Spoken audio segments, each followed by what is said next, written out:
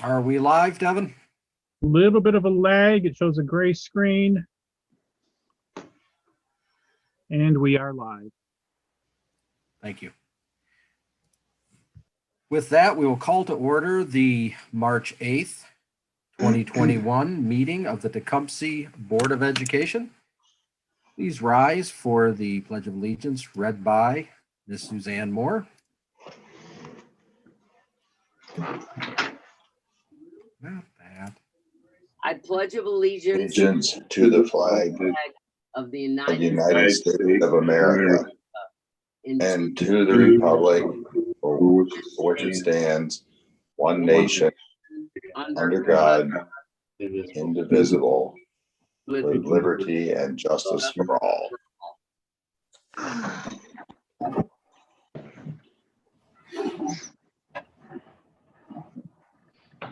All right, our first item tonight is good news. The Tecumseh High School 100 years of accreditation.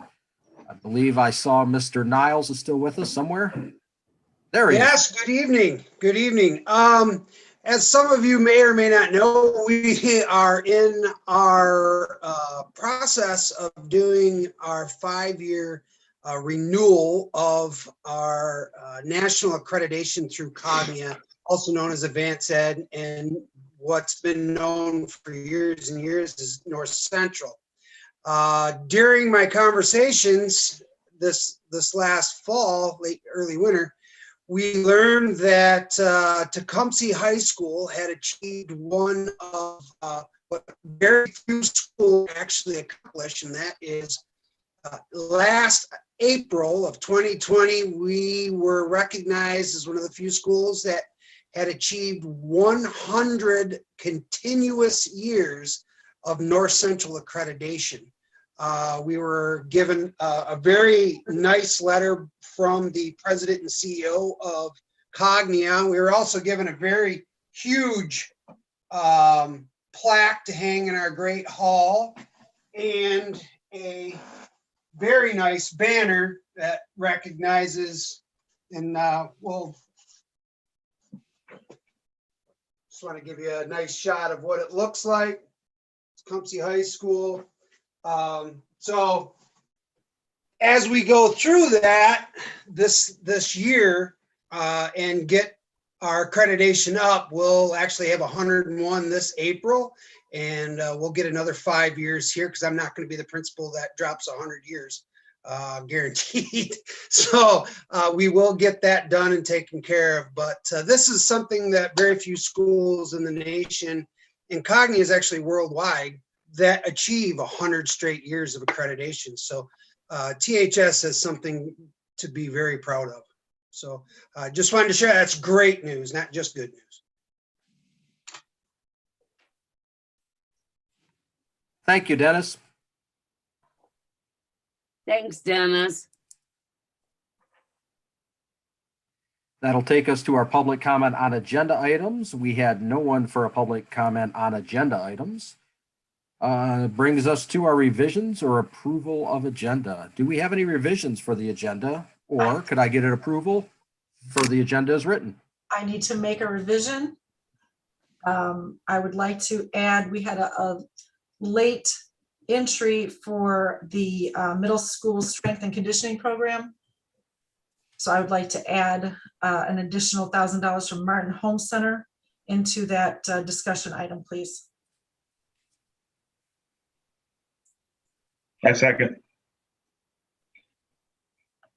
All right. Might you revise? Okay, acceptance of gift. I see it right there. Okay. Roll call vote for the agenda with the revision. Becky? Aye. Suzanne? Aye. Tim?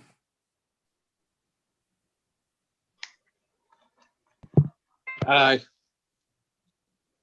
Greg? Aye. And Tony? Aye. Chair votes aye. Agenda is approved as revised. First scheduled report tonight is Board Policy Committee meeting from February 23rd, 2021. Is this you, Suzanne?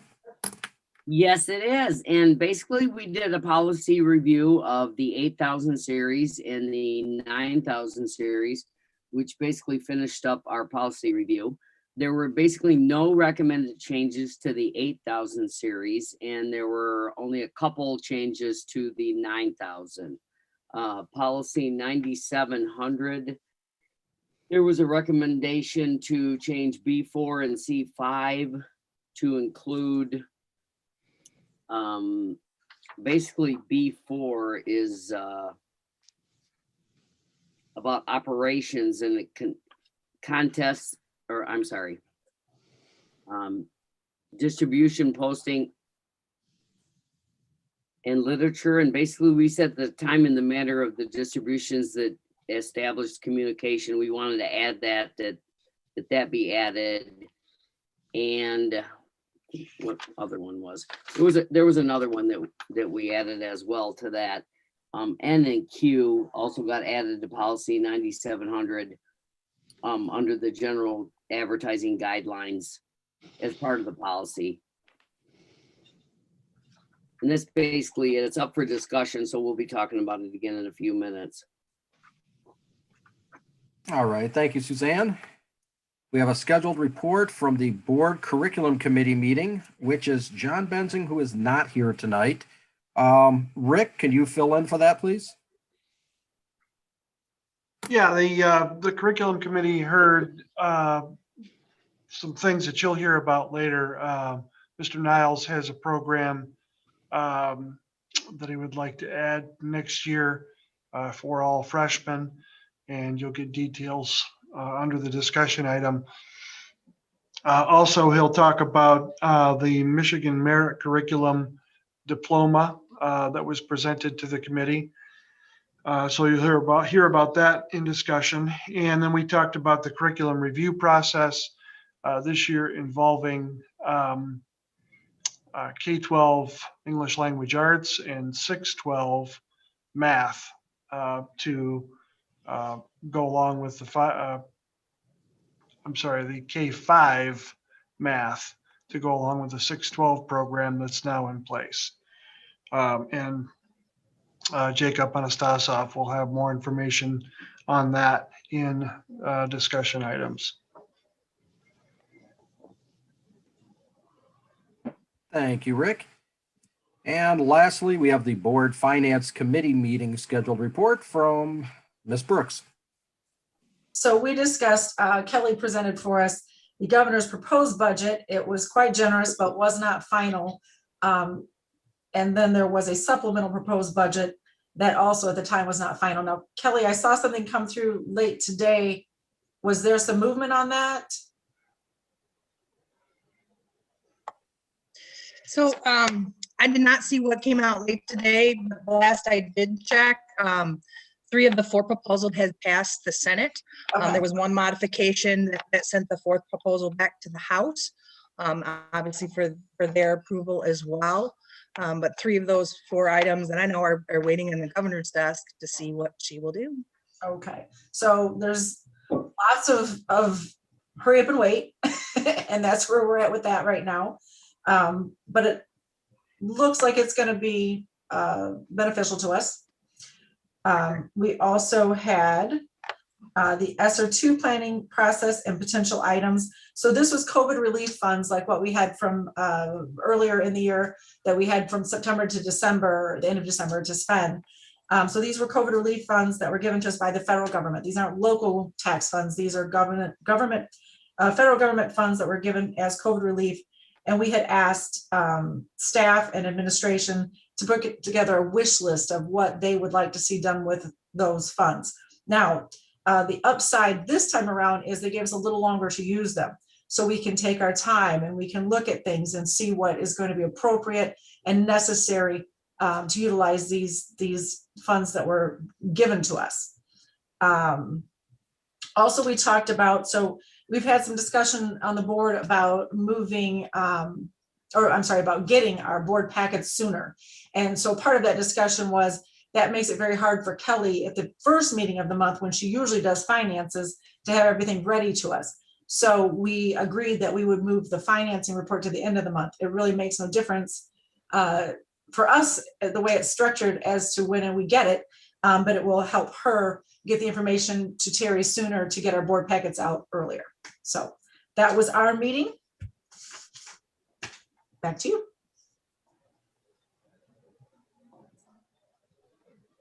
Thank you, Becky. That'll bring us to our discussion items. First thing is the performance bond presentation. The gentlemen are here from ESG, and I will let them take it away. Okay.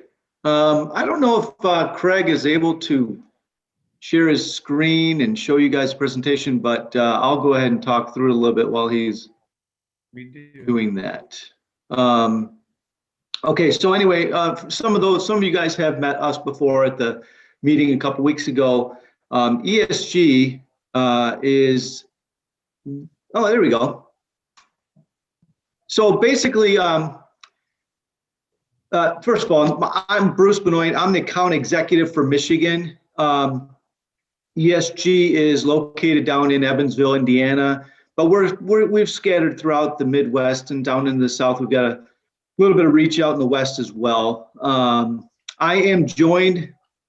Hey, you're going a little fast there, Craig. I am joined by Craig Griffin, who is our lead engineer. He's in Ohio.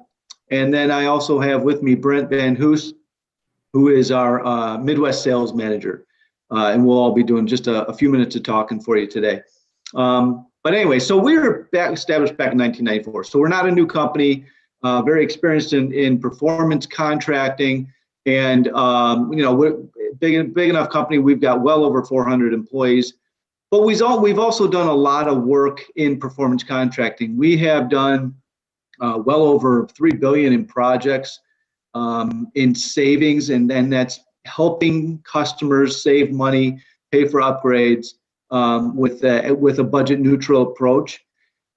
We have, we've also facilitated over $1 billion in financing. Now, we don't finance ourselves, but we've helped. We have a finance department that will actually walk you through and help you get all of the financing done. And I know financing is a tricky kind of touchy thing when it comes to numbers, but the basic premise of this project is that it's budget neutral and that the savings pays for the upgrades, and we'll show you all that.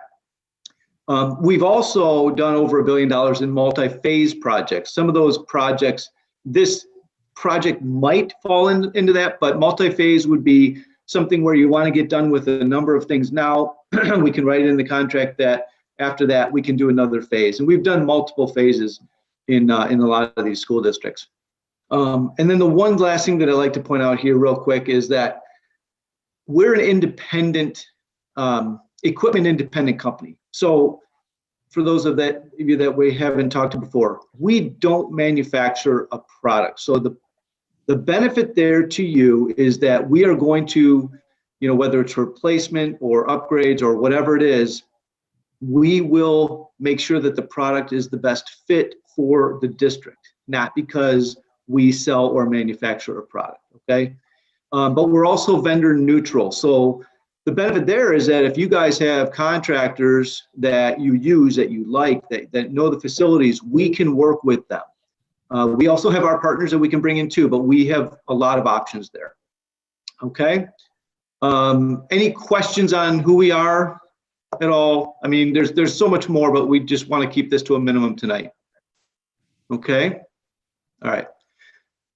And again, I know you guys had, Rick had mentioned you guys had a kind of a work session the last time on what energy savings performance contracting is. And I'm not going to waste too much time on this because I want to make sure, but I do want to make sure that you understand. It is a simple concept. Basically, the money saved is what pays for the project. So it is a budget neutral program. Michigan has legislation put in place specifically for this. So by all means, take advantage of doing that. The guarantees are simple.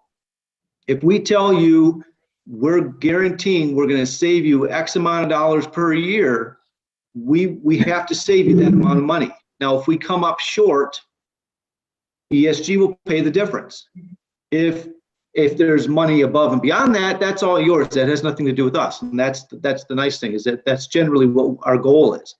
Another one of the guarantees is that, and many of you may have had this happen in some of the projects, is that there is generally about a 10 to 20% increase due to change orders. Well, we guarantee against change orders. So once we get past, let's say, this part, and we go to an RFP and we get kind of further down the road, we start looking at things in much more detail.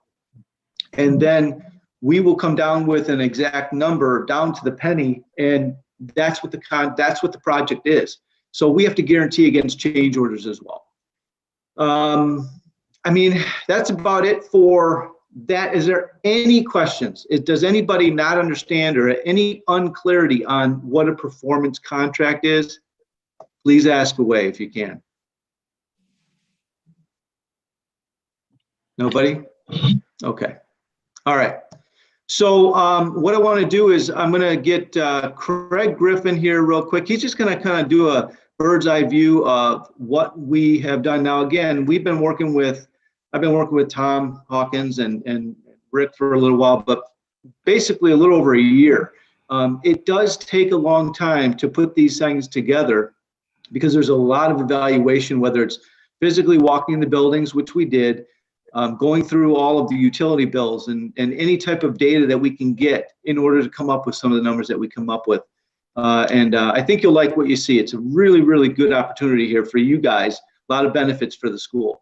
So I'm going to let Craig go ahead and go over some of the scope, or at least the ideas of what we can do. So we took a day and we walked through the 6 buildings that make up the school district. And what I'm going to do is just briefly go over some of the things we saw during our walkthroughs. These are potential projects that you could see if you do a performance contract.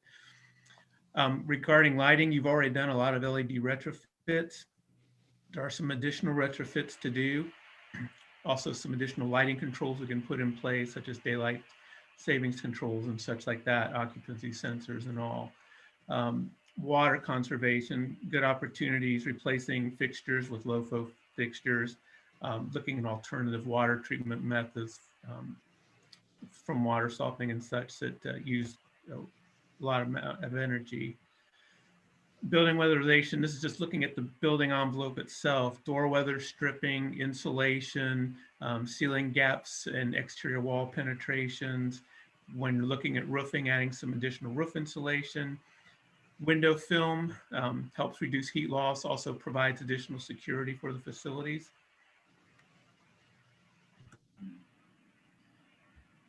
Controls and HVAC systems. This is probably where the greatest opportunity is that we saw throughout the buildings. There are numerous older boilers that can be replaced with higher efficiency boilers. We can install heat recovery units on numerous rooftop units to recover some of the waste heat from those that just are part of the ventilation process. Recommissioning the equipment. It's your newer school, the high school, that equipment now is 20 years old, and it needs a little bit of just bringing it back up to what its original operating parameters were, going through and making sure that everything works and recalibrating to what their original operating parameters were. Destratification fans, that's bringing the hot air down from high spaces such as gyms and stuff. Insulate all the piping. Tankless water heaters, I think everyone's probably heard about that. There's a lot of homes going that way. It applies to commercial buildings as well. You have some facilities that are still on steam heat. We'd love to convert those over to either hot water heat or some other type of heating and cooling system that's centralized and more efficient. You have some building management systems throughout the district. Many of them are old and out of date. Bringing those, either updating them or replacing them with newer units that can provide a lot more specific control operation and reduce operating hours and more efficient control sequences. Indoor air quality has been really big, especially over the last year, but it's always something we look at. Since COVID, it's kind of brought indoor air quality to the front of the line as far as things you want to look at and addressing, and we can address those. But, you know, other than making sure the air is clean, we want to make sure that it's of a good quality, that we're bringing in enough fresh air to satisfy the occupant needs, but not bringing in too much where we're wasting energy. So, you know, going through and installing filter devices, installing controls that measure the amount of oxygen and CO2 in the spaces, and making sure we have just the right amount for the occupants that are in that space, and making sure that that indoor air is at a high quality, just improves productivity. It's a great boost to the learning environment as well.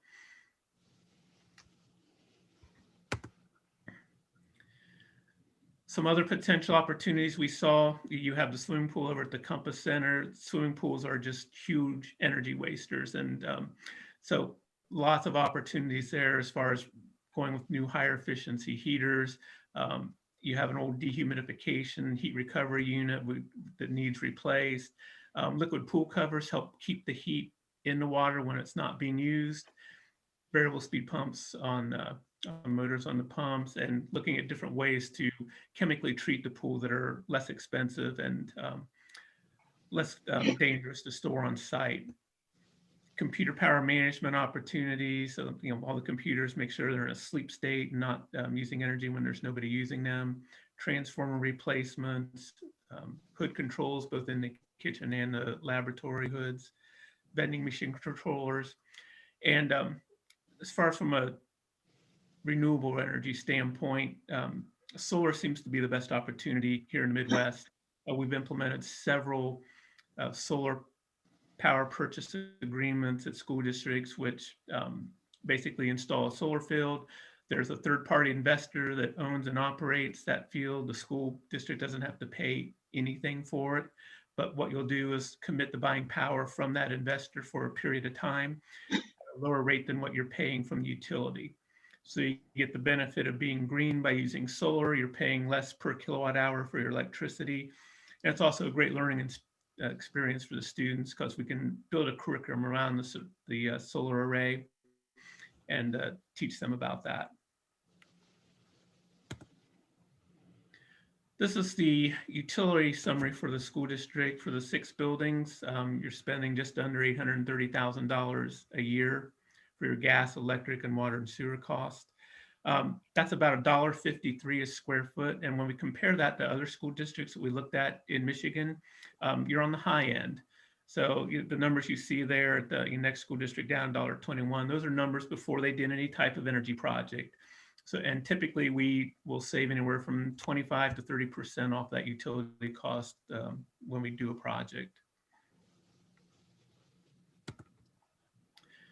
So potential projects, we looked at this 2 ways. Looking at all the buildings that we addressed, we see there's a potential annual savings of $241,000. If you look at financing a project over 15 years and realizing those savings, that equates to about $3 million worth of work. Exactly what that scope of work is, that's kind of what the next step identifies. When you do the investment grade audit, you'll actually go in, we'll get contractor quotes, calculate specific energy savings for each measure, and put together a cash flow that will show just how everything works together. And then you can pick and choose from those projects and build a list of measures that will work best for you. So, you know, that project would be the things we talked about: lighting, mechanical and controls, indoor air quality improvements and such.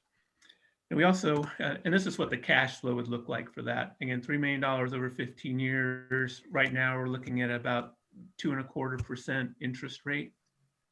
That number fluctuates, but it's been fairly steady at that. And we're looking at $205,000 of that. 241 of that is utility savings, and another 36,000 of that in operational savings. Those are things like maintenance contracts you wouldn't need anymore, or not having to replace lamps and ballast, some of those internal costs. Does anybody have any questions about that? So Yes. So what you're showing us here is what we would save $693,000 over 15 years.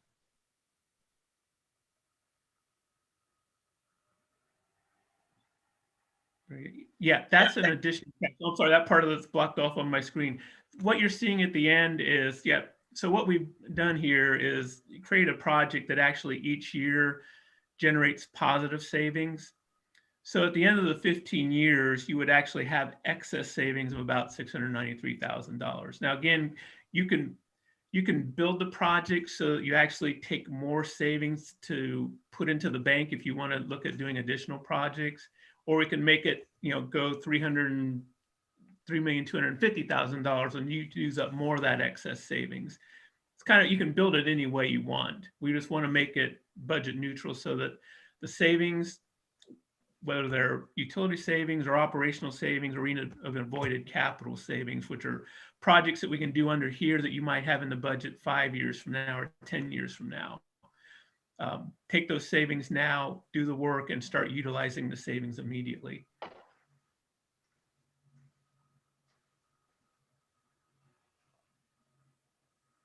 Did I answer your question okay? Well, I guess so. Again, you're showing the annual utility savings, then there's operational savings, and then there's the loan amount. That's the payment that we have, the loan amount, Yes. yearly payment. And then that's the positive cash flow that results from this. Yes. Yeah, the difference between the payment and the savings. Yeah. We're figuring And that money comes to the district. correct. Yes. Yeah. Yeah, the whole goal here is to make sure that there's a positive cash flow. Making sure that when we tell you, here's how much you're going to save, here's what it is over 15 years, we want to make sure that you're positively getting as much as possible over what we say. That way you can do anything else you need with that money or incorporate it in the scope. And Bruce, Bruce, is this just for the high school and the middle school? Well, this one we did for all of the schools. We'll show you here in a second. I think Craig's going to move on to just the two schools. That's fine. Yep. Yeah. So we also looked at it knowing that the elementaries, you're looking at doing some possible restructuring with those. So we looked at just the middle school and high school. Very similar, the high school and middle school are the two buildings that have the highest utility usage. So they're going to get the most benefit from this. So when we look at just those two buildings, we're looking at about $189,000 in annual savings. And when you finance that over the 15 years, you're looking at about $2.4 million project. So still a very substantial reduction in energy use. Again, a little less operational savings because now we're looking at just two buildings. But still, if we were to decide to do this, and instead of borrowing money and selling bonds and just putting the 2.4 million out of our fund equity into this, what would be I guess I'd like to see what it would pay off over 15 years because we're omitting the interest. Or we could speed that payoff up to 10 years. Yes, you can finance it.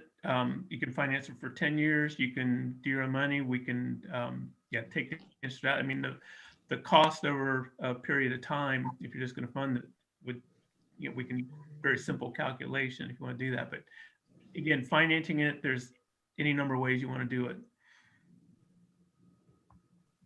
Okay, is that something you could provide the numbers to, or no? Sure, absolutely. Okay. I'd like to see what that comparison is, and obviously not right now, but sometime when you have time over the next week or two. Sure.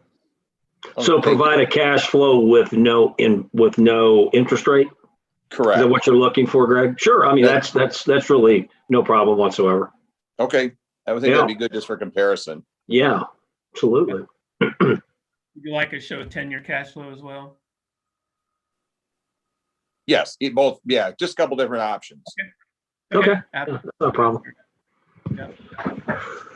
All right. You just want to talk about the timeline real quick? Bruce, you want me to take this one? Yeah, sure. Go ahead, Brent. Okay.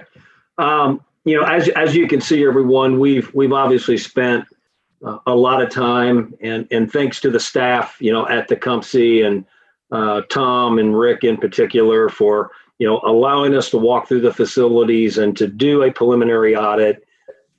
As you can see, there is, we think, a definitive project that can, without question, benefit the district. There's a lot of savings. Craig and I and Bruce have talked about it. It's not very often that you see a project that has so much energy savings. So that's to your benefit. So you're going to come away, if you go through this process, with very efficient facilities, safer facilities, and ones, if you do indoor air quality, with how we're living now with COVID, no question about it, they're going to be much more efficient, safer facilities, all for students and staff. So I think what the logical next step would be, and what we're asking is would be a request for proposal, and that would be advertised in the newspaper for 2 weeks, and then you would allow a specified time, typically around 30 days, for our competitors to respond to this request for proposal. So once you would receive those, what you're looking at and how you're making your decision is really based on a couple of items.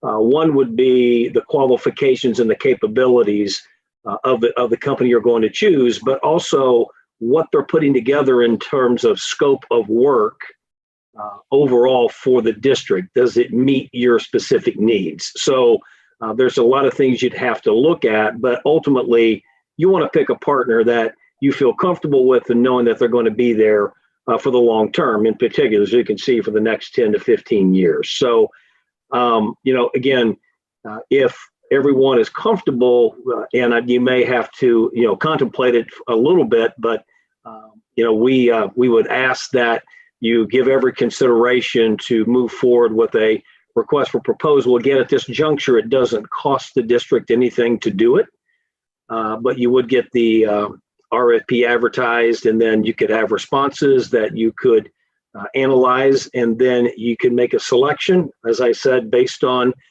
who you feel would be your best partner moving forward into the future. Are there any questions on that?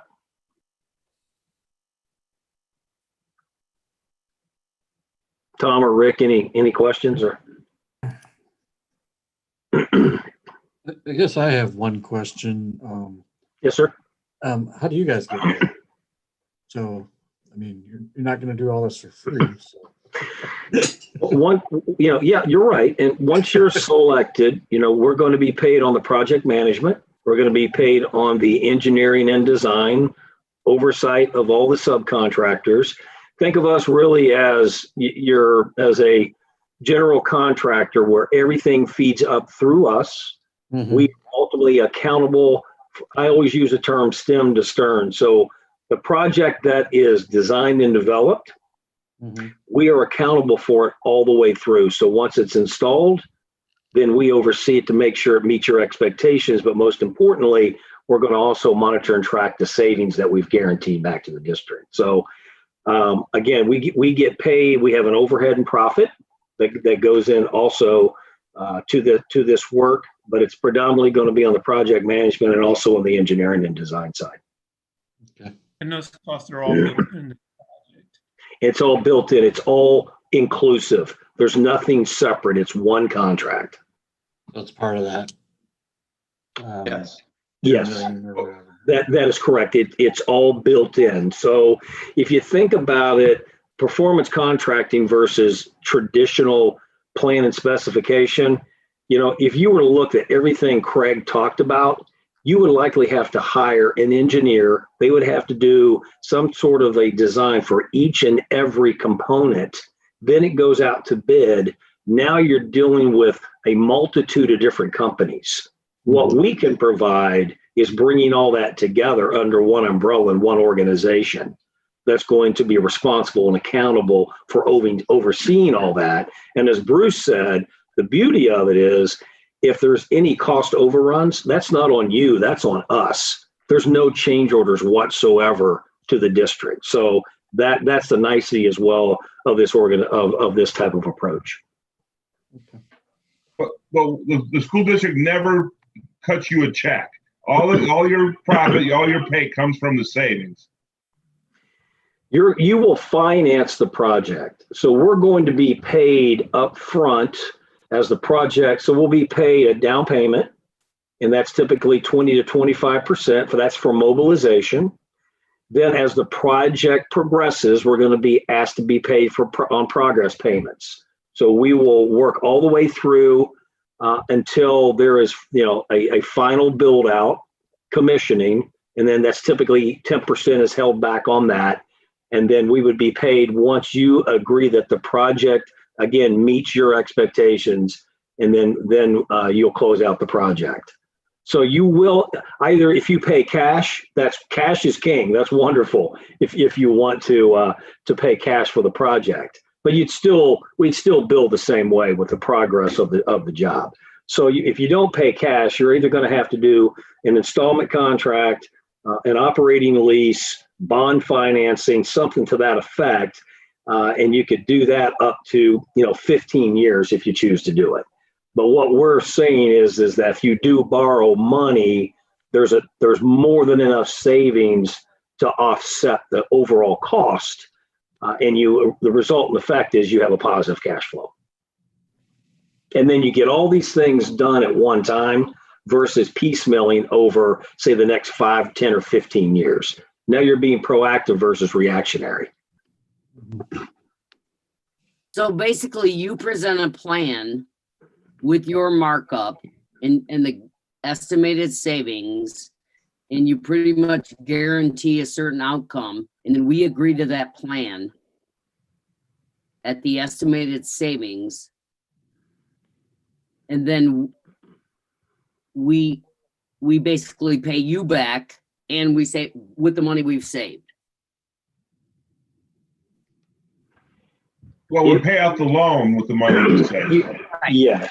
You'll have the loan obligation if you borrow money for the next 15 years. If you elect to go 15 years, you can do 10. It's really at your discretion what you want to do. But typically in Michigan with the legislation, you can go up, do the 15 years. That's where truly the best interest rates are anyway. Right. Yes. So, but what you what get you paid based on savings. I'm sorry, say it again. You get paid based on our savings. What the savings is going to do for you is we're going to guarantee it, but it's going to offset your principal and interest payment on your loan. That's how I would look at it. Does that make sense? Plus a little bit of extra over 15 years, Right. depending, $400,000 to $600,000 extra. Absolutely. And again, I can't stress enough, think about all the possibilities of what you could potentially get done now, versus, God forbid, if something breaks, a boiler or a chiller or air handling unit.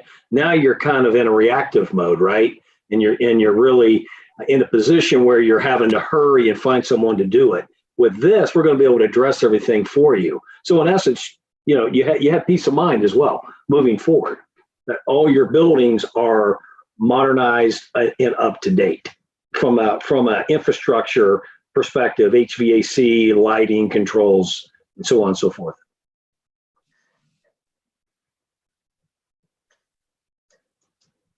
Does that make sense? Sure does. Okay. I've been doing this for 30 years. So, and I know Craig has as well. So we've done a lot of these projects, and I'm biased. Yes, I am. But I can tell you, I've worked with a lot of school districts over the years, and cities and counties, and it's always been extremely beneficial to them to be able to get a lot of projects done that otherwise, quite frankly, you may never have the opportunity.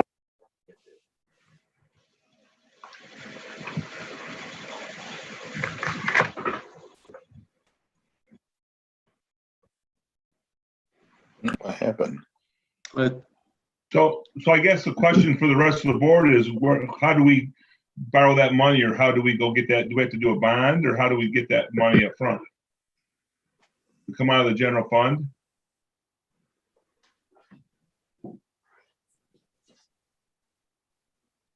That would be a The loan. general fund is an option, so our bonds or borrowing the money, that's something that needs to go through committee. Normally, if we decided that we needed to or wanted to do this type of project to improve the efficiency of the school, then what we would do is take a vote and then put it through the committee so that they can decide what they believe the best course of action would be. And you still have time to think about the method in which you want to finance this project. Again, you know, it will take some time once you do the advertisement for the request for proposal, and you can see that the tentative timeline, it will take a little while to pull everything together and then get through all of the approvals. So you still would have up to probably July, August timeframe before you would have to concern yourself with the financing aspect of it. We're just asking you to consider initiating the next step.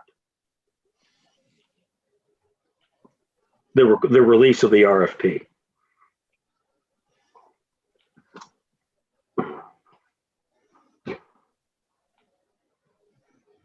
All right. Any further questions for these gentlemen? Not for me. All right. Well, thank you Is there very any much, other- guys, girls. Yes, thank you very you. much. Is there any Thanks other for board popping member in tonight, discussion on guys. it? I'm sorry, Rick. Just thanks for popping in tonight. I know this is another step in a big process, so Yes, sir. we appreciate you coming in, sharing the information, and we will be in touch. Okay, Okay. thank you very much. Thank you so much for your time. And I appreciate it. Right. All right, Thank you, take care gentlemen. now. All right, bye-bye. Bye. All right. Any last board member discussion or comments regarding the ESG presentation? All right. That'll move us on to our 8,000 and 9,000 board policies. This brings us right into the home stretch for our policy replacement. Rick? Right. This is nearing the end of a very long process to reconstruct the district policy manual. All members have access to the board docs policy preview so that you can take a look at that. So far, the steps that we've taken is that the policy has been reviewed specifically in 8,000 and 9,000 by directors who have areas in those policies that specifically relate to their field. Tom, Devin, specifically in these areas, have done a lot of work. Kelly also, especially in operations, making sure that the policy that is provided by Neola matches our practice. So it's gone through that process. It's gone through the policy committee, step by step, item by item. It takes quite a while. I know Tim is on that committee and others, and it's not something that we gloss over. Each word and each portion of those policies, we really talk about to make sure that it's what we are practicing right now. So because it's a discussion item tonight,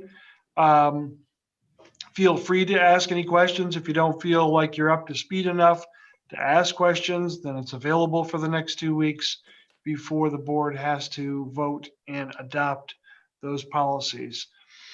After all of the policies are updated, we will get to work with Neola to start to work on the administrative guidelines. Administrative guidelines are put in place by the administration.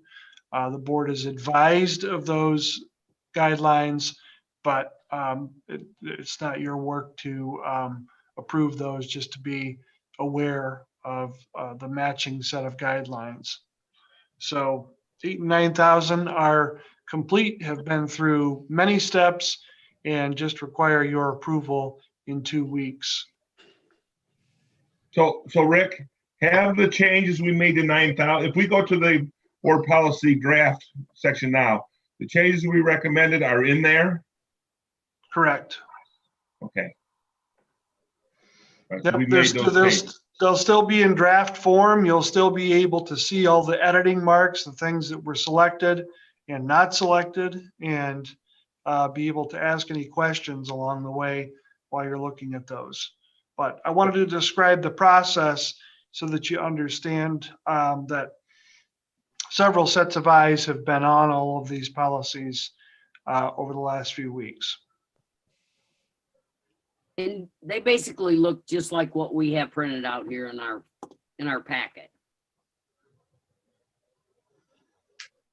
That's correct.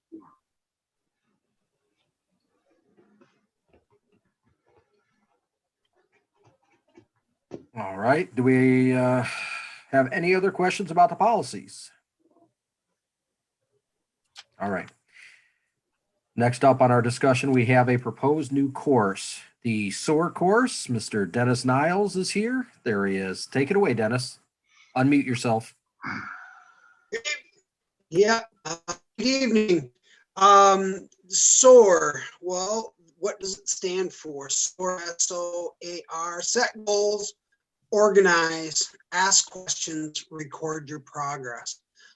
It is a Michigan-based curriculum that we've discovered is based on having our freshman students learn some soft skills. And by soft skills, we talk about things. Well, part of it is this. We expect kids walking into the high school to be knowledgeable about how to learn. And they're not. We don't have any statistical data. We can look at a lot of things, but we can't relate them back to that. But what we have is an overabundance of empirical evidence that shows that supporting a class like this is needed. And based on the reason being is that we know that students don't know or struggle with note taking, study skills, time management, goal setting, homework, project planning, reading skills, test taking, writing strategies, communication. You know, these are all what they call soft skills in the industries today. So what we're doing is using this curriculum that's already been established, already been developed, used by over 100 different schools in Michigan, plus there's 5 universities and colleges, to help our kids, our freshmen, get a better start moving forward. And so that we're kind of front loading their knowledge and giving them the tools to be successful. After we finish the first part of that, we're also going to use that time within that semester to work in their Zello, which is their like career cruising. It's the new program, helps them, and it's required for us to do that. So it's a time period when we can get them started. Admenum, which is our online courses, Google Suite, Suite 360, eSchool, which won't be eSchool next year, our handbook. We're going to use the Link Crew, which is upperclassmen to come in and do presentations and classroom work. They'll have skill application days once a week where all the things that they learn during the week, they'll be able to apply, such as organization, getting your notes right, communicating with teachers, getting ready to test, things like that. So, you know, basically what we're looking at is getting this class up and all of our freshmen coming in next year. It'd be a mandatory course to get them going. And we've also then started to re-envision what scheduling looks like. As far as, you know, a lot of what we do, we set up for our benefit, our ease of scheduling. Well, we're starting to look at what does that mean for a freshman coming in? Can we make that freshman year You know, it's like this. Everybody says, oh, the most important year is your freshman year coming into high school. You got to do your best. And then we overload them with classes. We give them more than what they're really ready for. So we're taking time to look at that and see if we can envision a way to make that simpler so they can be more productive and get better grades down the road. So that's the SOAR class in a nutshell, long nutshell.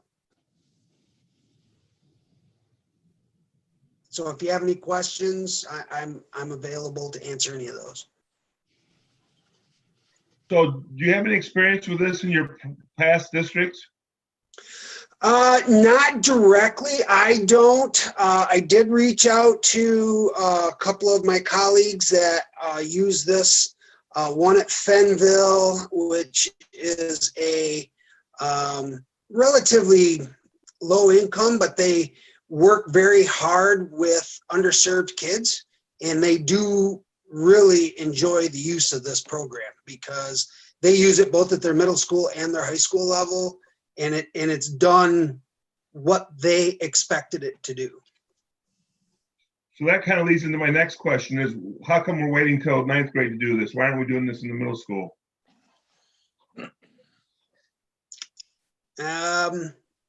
I don't know. I work at the high school.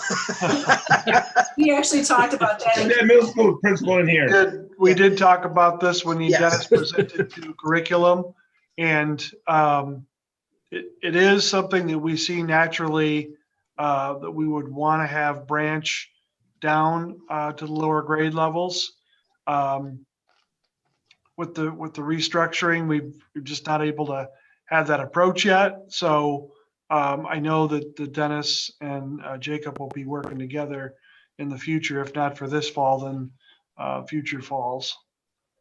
Yeah, that's the first thing. When I read through this, the first thing that I said was, why are we waiting so long? I mean, it just seems like, I mean, they need these skills in middle school as well. Yeah, and really what began as a conversation when I first started in November with all of the departments, I met with all the departments individually, and I asked 4 questions was, you know, what are we doing really well? What are we not? What are we struggling in?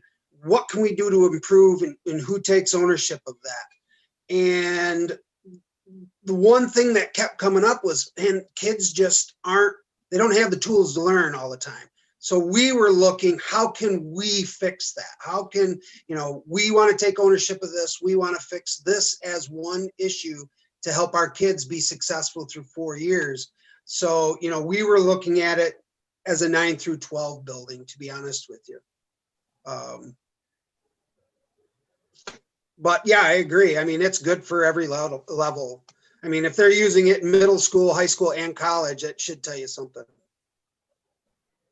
And I'll piggyback on that, Dennis. During our committee meeting on this, we did note that a lot of the individual aspects of it, for example, keeping a planner, your weekly, daily planner, that is already in practice. The question is, will it align with what they're going to put in place in the high school? Are they going to do something different with it? And I think that's really where we have to look at vertical alignment is what we're doing consistent all the way through, because we're already doing it, or at least some of the building blocks are being addressed down in the middle school. So it's not a drastic, they're starting from ground zero. Our students who have been down in the 5th, 6th, 7th, 8th grade right now are already working with planners and such. And as we discussed in the committee, that making sure we have solid alignment and consistency is going to be the key there. Okay, and again, just for the board's sake, in terms of, you know, making sure that this matches with our policies, as Dennis mentioned, this idea has gone through his departments, his building leadership team, school improvement. He has presented at the curriculum committee, and now we are here as a board discussion item. So all the steps in the process are getting followed so that all eyes and questions are on it. And it will be something for you to decide on 2 weeks at our next meeting. If between now and then you have further questions or would like more information, we can get that to you. Well, I have another question. I'm not just, that's me. So we're gonna have 2 staff members. One of them looks like they're gonna work 4 out of 6 hours and the other 3 out of 6 hours, right? What are those people doing now that we're not gonna do next year? Well, one of them is teaching back-to-back 3 hours a day, health. So what we're going to do is spread the health out to second semester. So that opens that up. The one teacher that teaches the health was also teaching leadership. She's still going to do that because that's an important class. And then she was teaching TBA as well. So we're bringing that teacher back into the high school.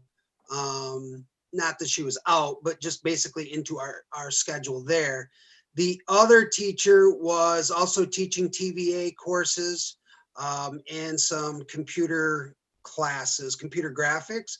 But we also, what we did was we reactivated computer applications, which is a class that we have in our course catalog currently, just hasn't been offered, but it did address the keyboarding question that we did talk about during the committee meeting as well. And it's also going to have some other classes to help them with computer skills, basically, to get them ready moving forward. So we're bringing somebody back from TVA? Yeah, it's just a switch from monitoring 2 hours of TVA to taking on 3 SOAR classes first semester and then 3 computer classes second semester. Okay, good. Thanks for handling all the details there, Dennis Niles.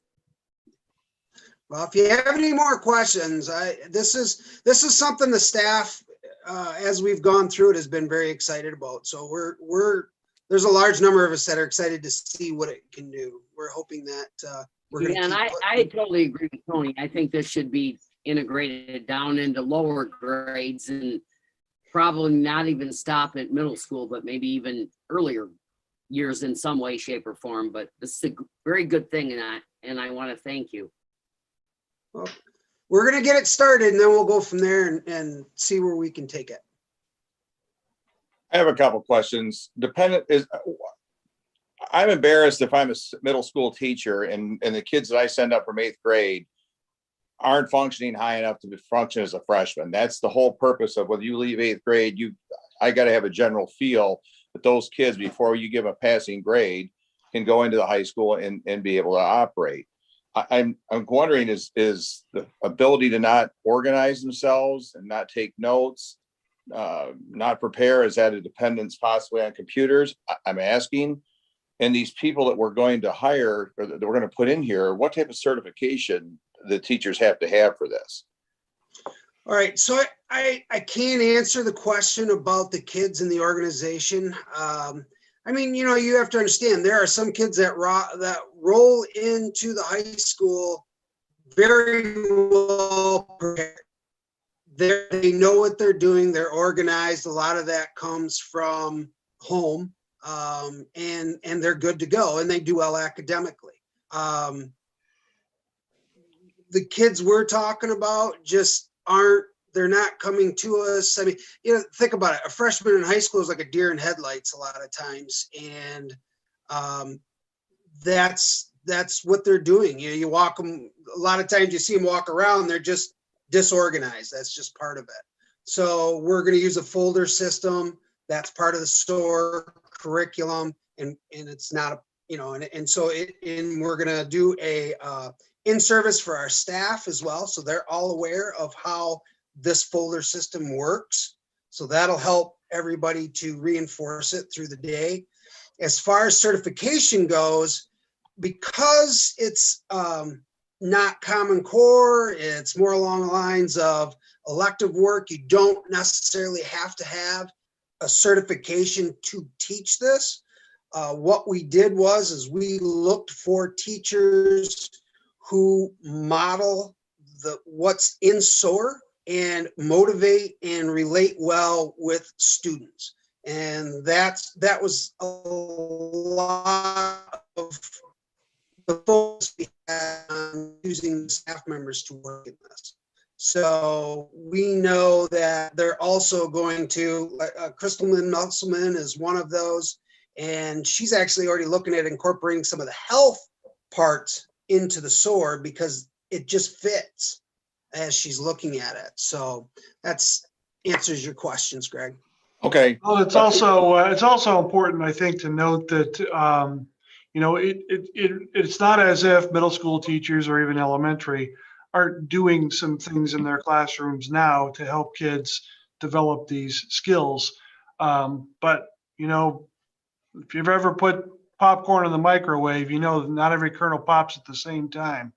You know, kids are going to get to this at different rates, and having a program that continues to reiterate things for kids over time, and not getting to high school and assuming, well, they've got it or they don't. I think that having a program at the high school allows us to continue to reiterate some of these very important life skills throughout their high school years. Well, like No, the other board members, I agree. think we need to have, That too, that I don't think that's not any knock on any grade prior or anything, but anything we can do to help all kids succeed that's what we're here for. So this is all good. well, I guess when I read this, when we got it last week, Thursday, Friday, and it says that a minority of our students have these skills, that concerns me. If that's the case, it shouldn't be the majority of the kids that have the skills to be successful in the 8th or 9th grade. That's a concern by the way that was written, and that hit me like a comet. But we can talk more about it later.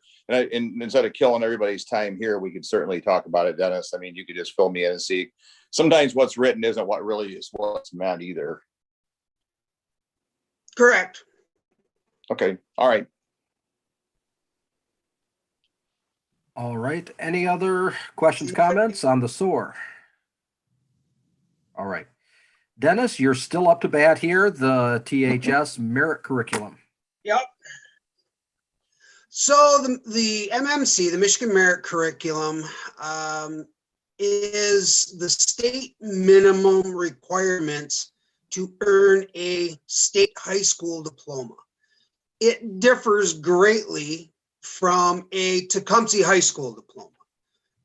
What we're finding is that there are a small number of students each year that fail to graduate, not just from Tecumseh High School, surrounding communities, because they don't meet the requirements of Tecumseh High School or a variety of other schools. But basically, the requirements of Tecumseh High School and the Michigan Merit Curriculum, the major differences are that Tecumseh High School requires 5 elective credits and 2 credits in world history at the high school level beyond the 18. So that's what gets us to the 23 credits that we require for graduation at Tecumseh High School. So the Michigan Merit Curriculum does not require those 5 elective credits, and the 2 credits of world language can be done in any grade. Basically, what we're asking for is to distinguish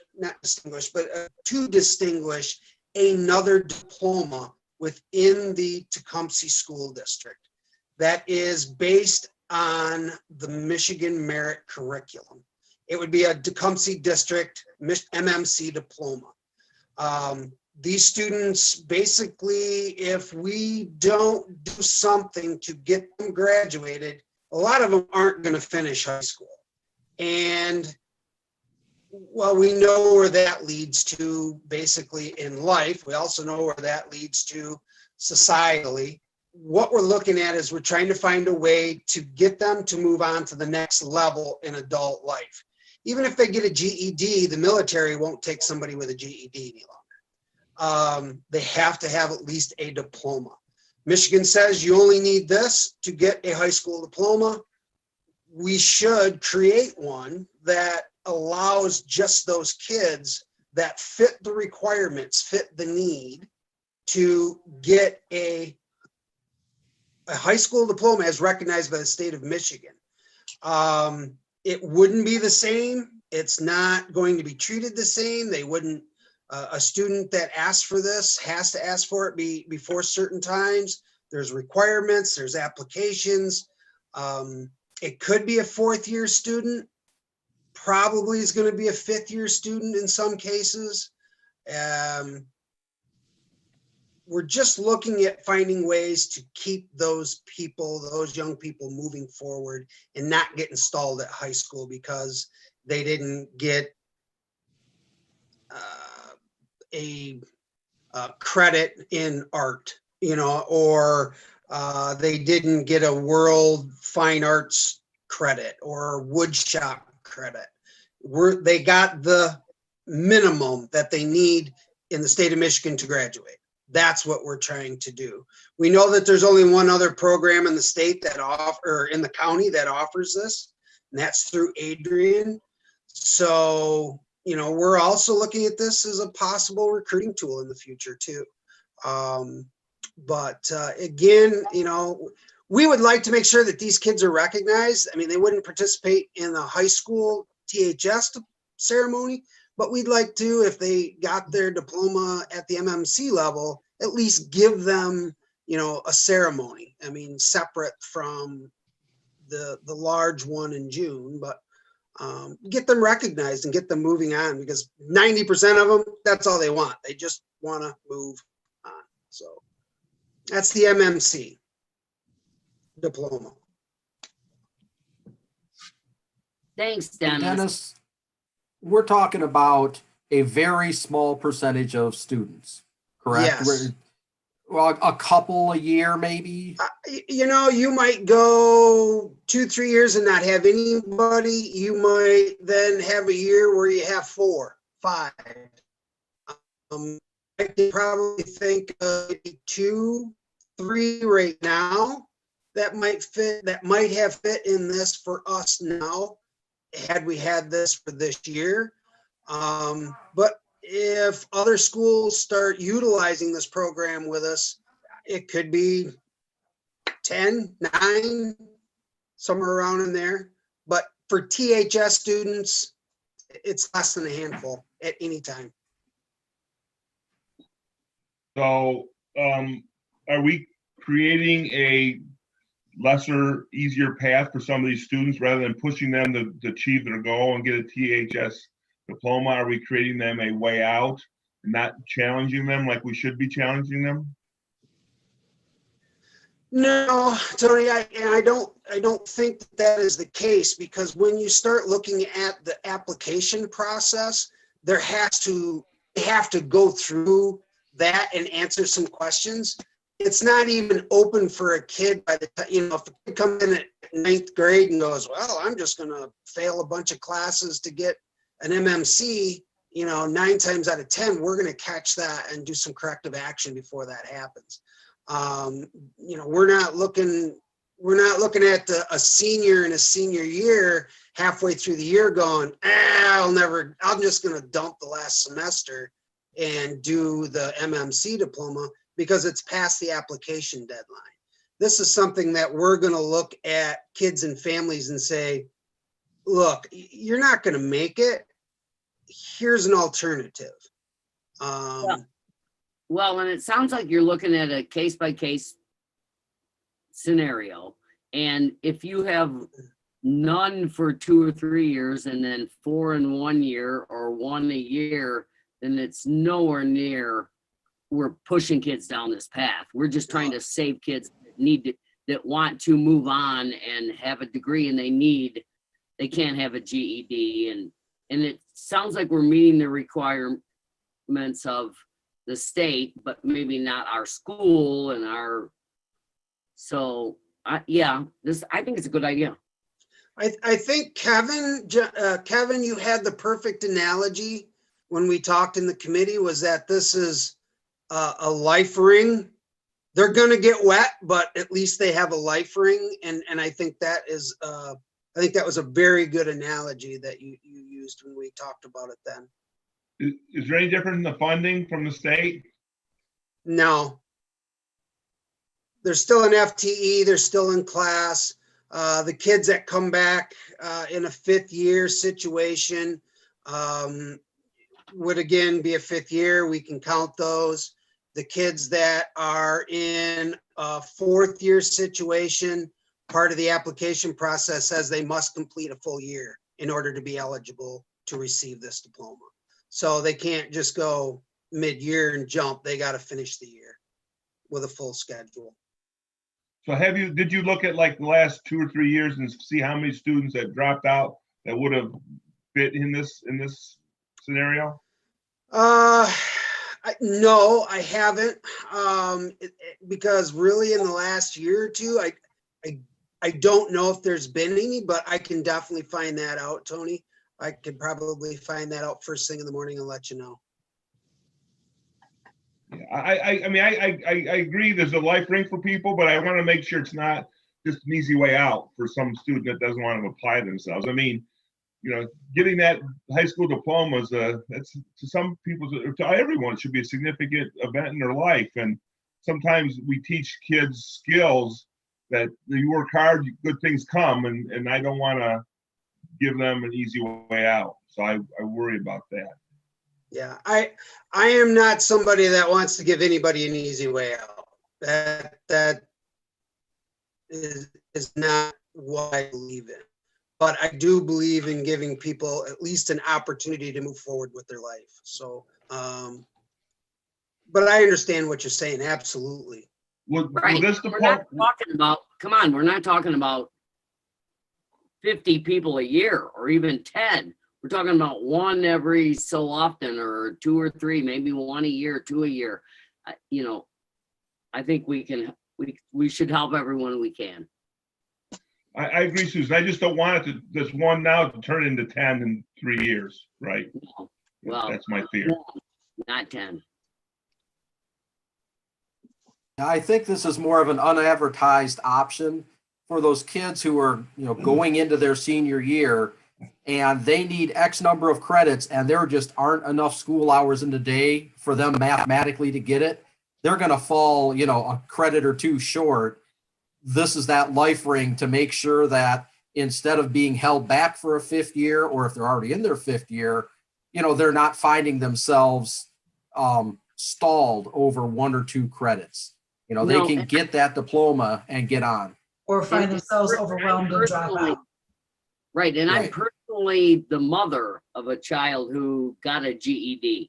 So I know they're few and far between, but I'm so thankful for the chance that he got to have a GED. And if he could have done better by having that, if that opportunity would have been there, that would have been good too. But it does help kids move on, and I'm all for that. It would give them an opportunity to still join the military or other options that would not be available to a GED student or just a dropout student.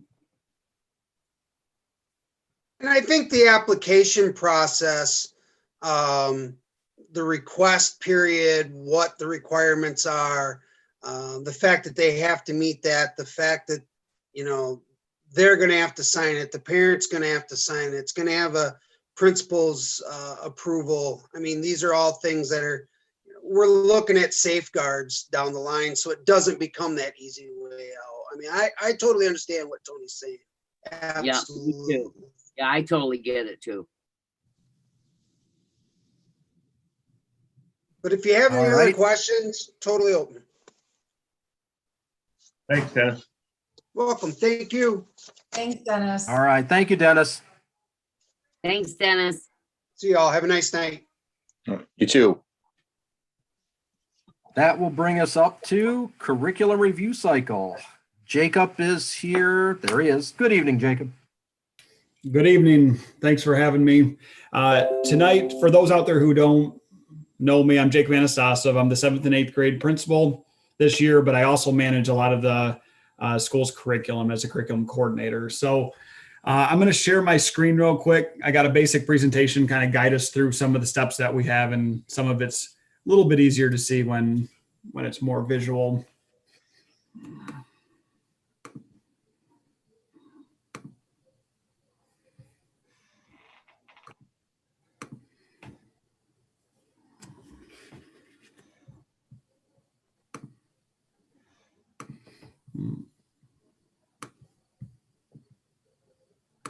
All right, you able to see the screen?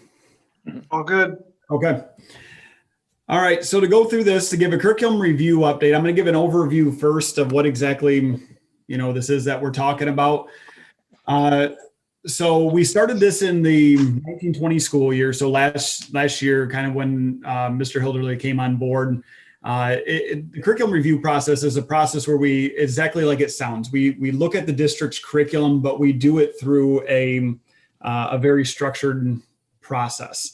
And it's very intentional, step by step as we go through it to really look at, is this the curriculum we currently need? Because as everybody knows in our current educational setting, everything is constantly changing and the needs of our kids are changing. So we need to be in a constant review mode as well for the curriculum that we're offering. So the curriculum review process is mainly intended for major curriculum review and changes. And I'm going to get into that a little bit. Where what we're looking at doing is somewhere around a 5 or 6 year cycle. In the 1920, last year, we already completed the pilot program in our first program of the math 6 through 12, where we chose McGraw-Hill Reveal. We're working on with that for the next about 5.5 years. This year, we're going through the K-5 math review process. That's the one I'm going to talk the majority about today. And we're going to start the ELA process here coming up soon. And then next year, we'll finish the ELA, start either science or social studies, do science or social studies the next year, get to electives, and then the 5-year process starts over again, unless we choose to do a 6th year and kind of have an off year to take a look at them. This gives us an opportunity to, like I said, dive in deep into the curriculum and to have not only some maybe needed changes, but also lasting changes. We know that it takes, a good 2 to 3 years to really establish curriculum and really see what's going on as far as data. So if you go through a correct review, choose the right curriculum, it is healthy for a district to maintain it over those 5 or 6 years before trying to change again. So we don't have alterations every single year. And that's part of the reason why, we did it with the math last year for grades 6 through 12. Now with this doesn't mean we only look at the curriculum every 5 or 6 years, right?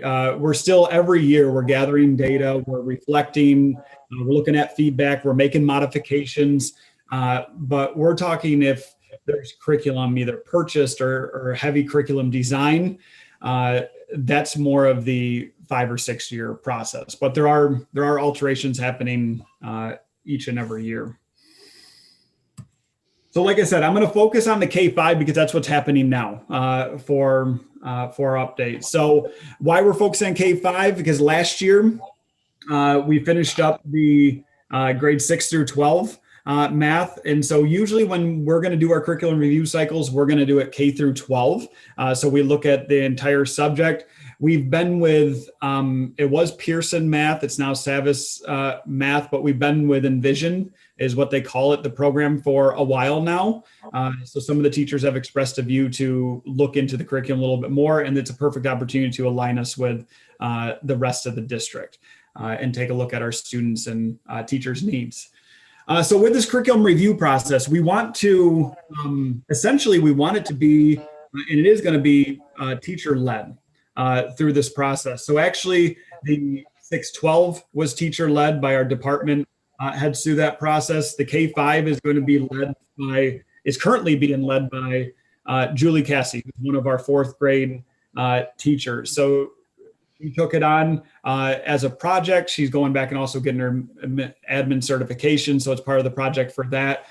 She was a perfect fit. She's been doing a great job. So a lot of about what I'm about to share for the next couple minutes has been heavily her work that she has done. And definitely her and her team deserve the credit for it. So we started, Julie and I and a couple other teachers started some discussions last year with this a little bit. We talked to a few of the sales reps and talked to the teaching staff, and we were getting a general feeling that, a change was potentially needed, or at least we need to review what's out there. And then, like I said, when grades 6 through 12 made the change, it kind of kickstarted K-5 wanting to do the change as well. So the main curriculum review process I'm about to go over started just this past January, where we really started to kick in with some of the changes. So just to give you a quick outline, just to give you an idea of what the review process looks like. Like I said, a lot of discussion beforehand to even start it, but in January started gathering curriculums. Julie started this even before January and December as well. We contacted reps. So we started to get some of the print documents, the materials, and some of the electronic as well. So that way we could start getting that into teachers' hands so they could start taking a look at it to make an educated decision on that next step. So in the February, March timeframe that we have, this is where we started to do curriculum meetings by grade level that we have. So part of this process was to get to this point, Julie worked to gather teacher leadership teams before we had this. So she put out surveys to not only look at what was the interest in different curriculums out there, but she also put out surveys to gather leadership teams. So since it's a K-5 initiative, she wanted representation at each grade level. So at this point, the leadership team that we have going through with this has 2 teachers roughly at each grade level. And then the responsibility also of those 2 teachers is to communicate back to the rest of their team. And we did it through volunteering and see who was interested to lead this process. And we involved the general ed teachers, special ed teachers, and kind of an array of different individuals to give their input throughout this. So starting in February, late February, this early March, so, the past few weeks, they started their curriculum meetings and they're doing it by grade level. Part of that is because it's pretty difficult to get everybody together at once. So they're doing it piece by piece, and they're starting to review what they narrowed down to be the 4 curriculums they're looking at right now. So Envision is the one we're currently working with. Everyday Mathematics is through McGraw-Hill. It's heavily used throughout Washtenaw County, a little bit within Lenawee County. Ready Classroom Mathematics through Curriculum Associates is definitely an upcoming and pretty successful math curriculum, not only Michigan, but throughout the nation. And then Reveal, that's another one by McGraw-Hill. So if Reveal sounds familiar, obviously to any of you, Reveal is a program that's currently being used by our grade 6-12. It's going to be adopted, like I said, for this year and next 5 years. Reveal was actually not available for K through 5 when we were doing our process. K through 5 Reveal was brand new around this past December, January. So they were developing it in the process. So to involve Reveal, we could not have done that before this school year to even involve them in it. So a lot of these programs have 2020 or 2020 year updates and 2021 year updates. So they're pretty current with what they're doing. So they started reviewing these 2 by 2 at these meetings. Now, before this happened, Julie and her team, they put out at every building, they had print materials. They gave them electronic access to the materials. They asked questions. The coaches became knowledgeable our instructional coaches became knowledgeable of the materials. And they had time to kind of process through some of the stuff, ask questions, play around with it a little bit to start, like I said, so they could create an understanding of it going into these review processes.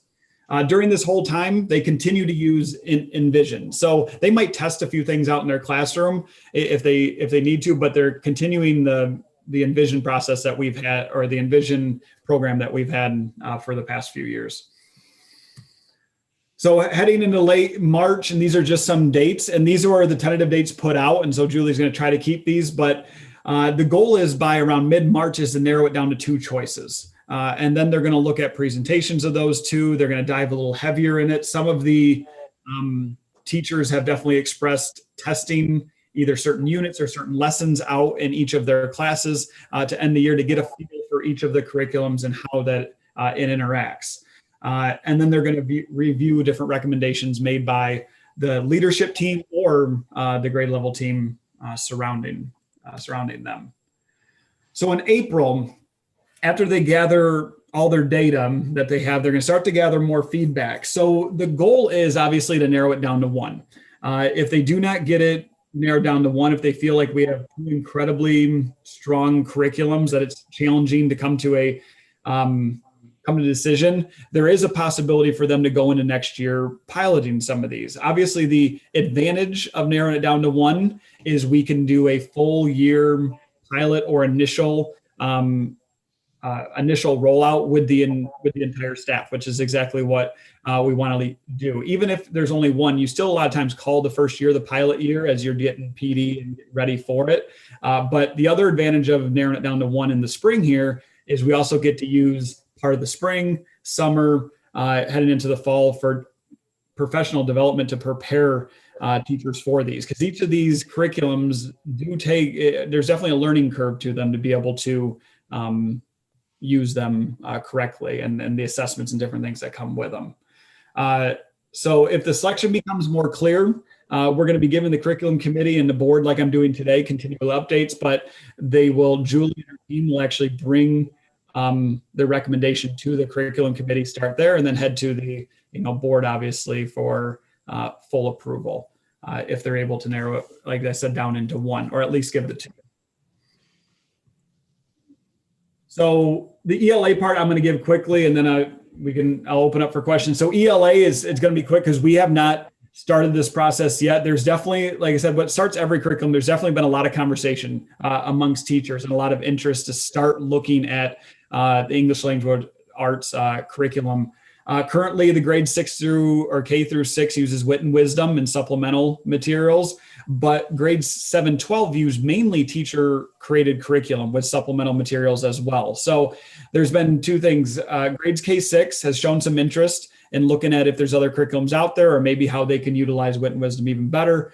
And grade 7-12 has showed interest of maybe is there something out there different than what they're doing that they can utilize to create maybe more consistency across the board. So that's also why we look at usually curriculum through a K-12 lens, because we also want to create some consistency throughout the district. It helps for additional teacher conversation. It helps for collaboration and partnerships, and also starts bridging those links between high school and middle school and elementary and middle school, which is what we want to do as well, and not keep those so isolated and separate. And one thing, not keeping them separate, one thing I didn't mention, the math one, we're keeping in communication with the high school and middle school department heads throughout the math development as well. They're welcome to come to meetings, those type of things, and communicate with their teachers, because again, it's not just a K-5 decision. Even though they might make the ultimate one, we want to make sure that the upper grade levels are taking a look at things as well. And like I said, making sure that the flow and the success going from 5th grade to 6th grade is successful.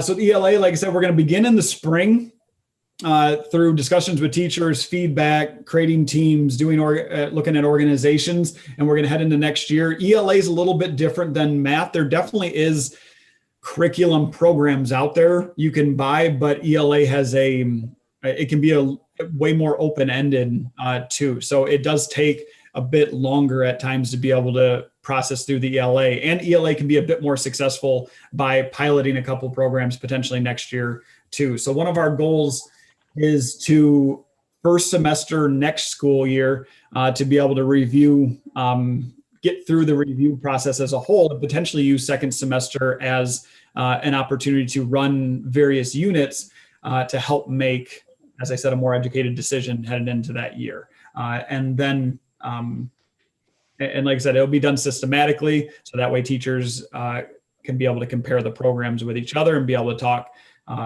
talk successfully through it. Like I said, then make that recommendation to the board. And as I said in the beginning, the next year's in social studies or science, we are debating about starting those next year as well, and then, or one of them, and then doing the following one the next year, and then the electives. We may have to double up a little bit on some, and that's basically because we want to get this curriculum review process started and So that's why you're seeing a little bit of overlap, which once we get this process rolling, it becomes a 5 or 6 year process. We don't have to see as much overlap, and we can focus on some of those individual subject areas. So that's kind of where we're at right now. I can come back to my presentation if we have to, but I can stop sharing for now. Good job. Thanks. Like I said, Thank you. it's only partially organization from here. Like I said, Julie, well, the middle school and high school math department kind of started it up. Julie's and her team, like I said, has done a fantastic job leading the way. I have a question, Jacob. How much will it help next year when we have, I know you spoke, and I appreciate that you spoke about the vertical alignment, involving the middle school and high school people. How much, and this is a question, how much of a benefit is that going to be with 5th, 6th, 7th, 8th grade all right there next to each other with a horizontal alignment of our curriculum? Not math, because that's already, except for 5th grade, that's set. But when you start moving forward with the ELA and the science and social studies. So being able to, you're saying have the grades 5, 8 all in one. Yeah, the grade horizontal level? alignment between classrooms, how does that help? I mean, does it help?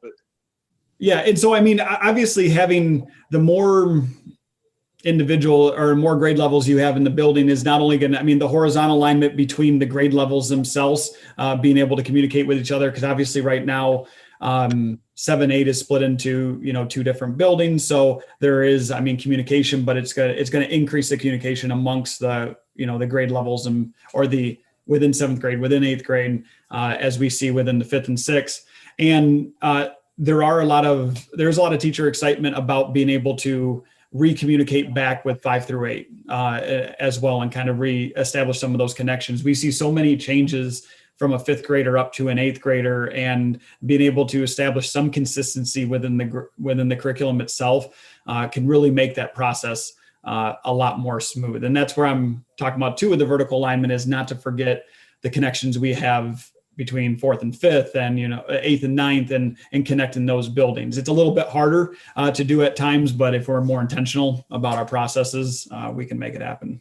Okay, and then for the 3-4 curriculum alignment, would it be something where, and maybe this is more of a Rick question, where the Herrick Park and Patterson buildings could be together, so those teachers at least once a month or every other month, whatever you deem necessary, they get together so they can compare what they're doing by grade level as well?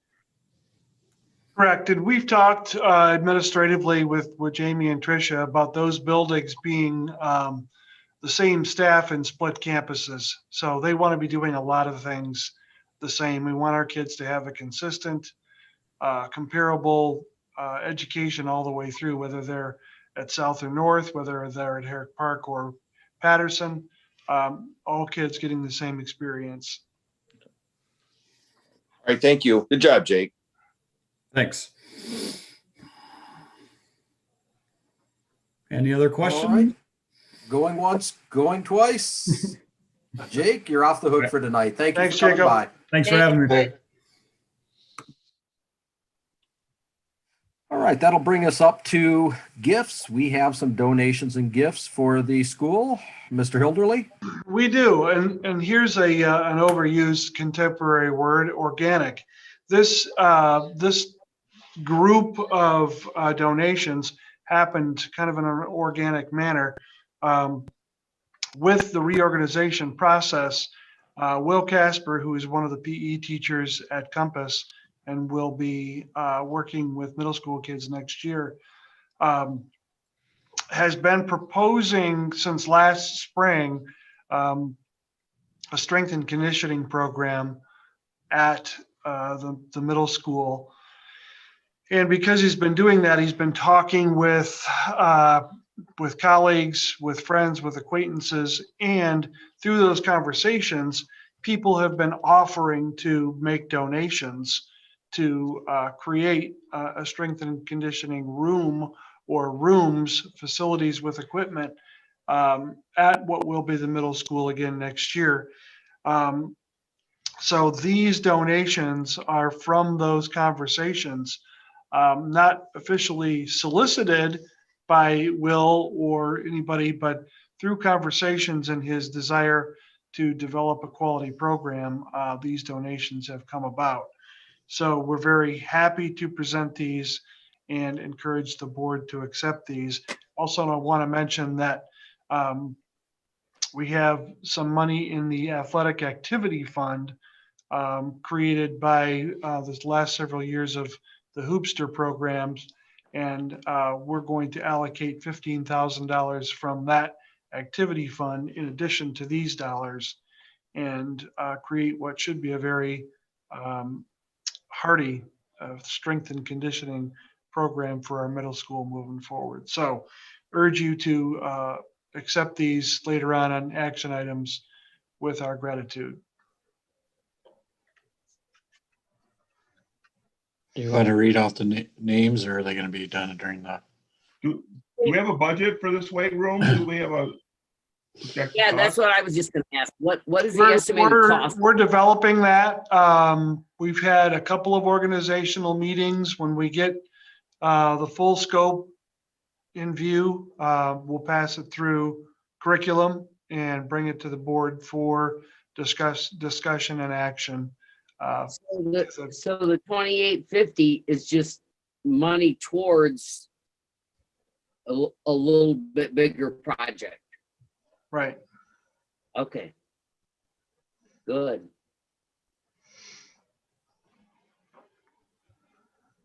Rick, would you like to, well, you know what? I can do it. We will read off Nicholas Pound donated $1,000. The Tecumseh Wrestling Club donated $1,000. Jim Driscoll, $500. E.S. Wagner Company was $250. And Casper's House, $100. And Becky, who was the add-on? Martin Home Center, 1,000. Martin Home Center was $1,000. Sorry, I couldn't read my own writing. That's okay.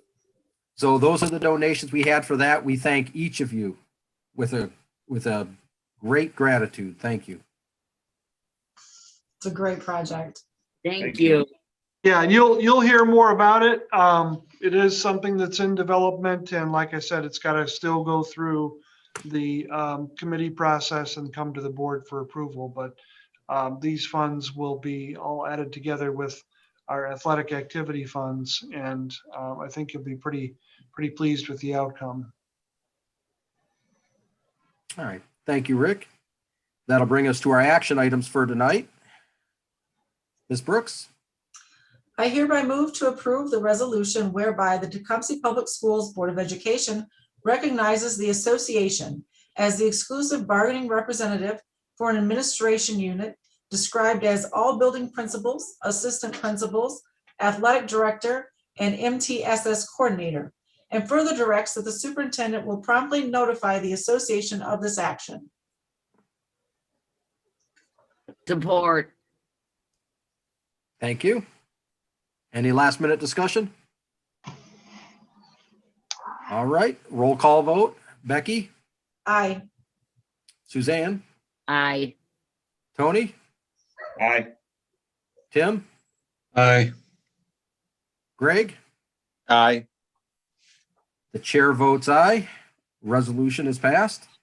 Becky? I hereby move to accept with thanks the following gifts for the middle school strength and conditioning program. Nicholas Pound, $1,000. Tecumseh Wrestling Club, $1,000. Martin Home Center, $1,000. Jim Driscoll, $500. E.S. Wagner Company, $250. And Casper's House, $100. Thank you. Support. I'll give it to Tony. Tony got you on that one. You got it. Yeah, give it to Tony. Roll call vote. Becky? Aye. Suzanne? Aye. Tony? Aye. Tim? Aye. Greg? Aye. The chair votes aye. All donations are accepted. Again, thank you with great gratitude. Next item on our agenda, consent agenda. Ms. Brooks? I hereby move to approve the consent agenda, which includes the following items. Minutes from the regular board meeting of February 22nd of 2021. Support. Roll call vote. Becky, Aye. Suzanne, I, Tony, Aye. Tim, Aye. Greg. Aye. The chair votes aye. Consent agenda is approved. Next up is our superintendent's report. Mr. Rick Hilderly. Yeah, nothing that's written on the agenda, but something that I want to advise the board about and probably will ask for discussion at the next meeting and possibly even action. We've got a parent group that has been working with high school administration for specifically prom and senior trip. Now they're also interested in talking about graduation, but that's really more of a high school administration event. So they're talking about giving support, not so much organization. But for prom and senior trip, they're well on their way to being organized. They would like to, get tickets printed and going and so on. In the meantime, I have asked for legal guidance on the issue, and I will be providing two different opinions for you, one from Troon and one from our ISD legal advisor, because the issue is split. They really take two positions in their opinion. The first is, yes, you may, the board may, through an agreement, release funds that the class has been earning for themselves over the years in high school to a parent group to organize something out of state. So they say, yes, you can do that, and here's how you can do it. And then they go on to say, but you may not want to do it, and here's why. So just know that I'll be providing information and that's going on. And we certainly want to do whatever we can within the guidelines of this crazy, crazy situation to provide the best experience we can for our students. But we have to consider issues of liability and governmental immunity and, COVID requirements and so on. So I will be giving you some information over the next few days about that. And I wanted to give you a heads up there. I also know that there may be interested parents from that group who are viewing tonight. And I want them to know that we support the fact that they're working with us and we're going to do everything that we can to make the proper recommendations for this to go forward. So you'll hear more about it from me and be able to read the guidance that I've been given. I've also heard that the state of Michigan and the health departments are going to be providing guidance, but I'm just not confident that that's going to come with the speed that we need to get these things set. So we'll see how that adds in, but I'll provide you with what we know now. That's it for me. All right, that'll take us to items scheduled for next agenda. March 22nd, 2021 is our next board meeting. We'll have discussion items on the monthly finance reports, our continuity of learning plan, quarterly board report on the superintendent's goals, and continuity of learning plan. That takes us to our closing tonight. We have public comment. We do have public commenters tonight. A couple of them here. Let me get them admitted one by one.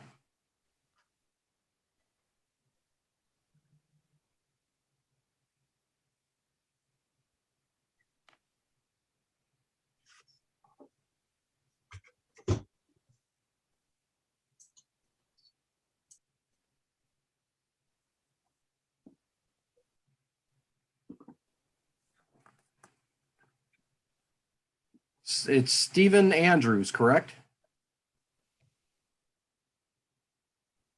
Yes, sir. Good evening. Good evening, Stephen. The floor is yours for 3 minutes. I was briefly asked to discuss parental support for board support to obviously push for the opening full-time in school and get off some of this hybrid. Obviously, Mr. Hilderly expressed some concern about other activities just prior to us coming on.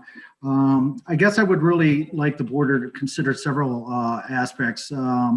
One, that there are several publications that are currently been out, not only with the CDC, but more importantly, the American Academy of Pediatrics that state that obviously we should be getting our schools opened full time, and that there is a detrimental effect having some of these hybrid or non-structured form classes with our children. Maybe not so much our older children.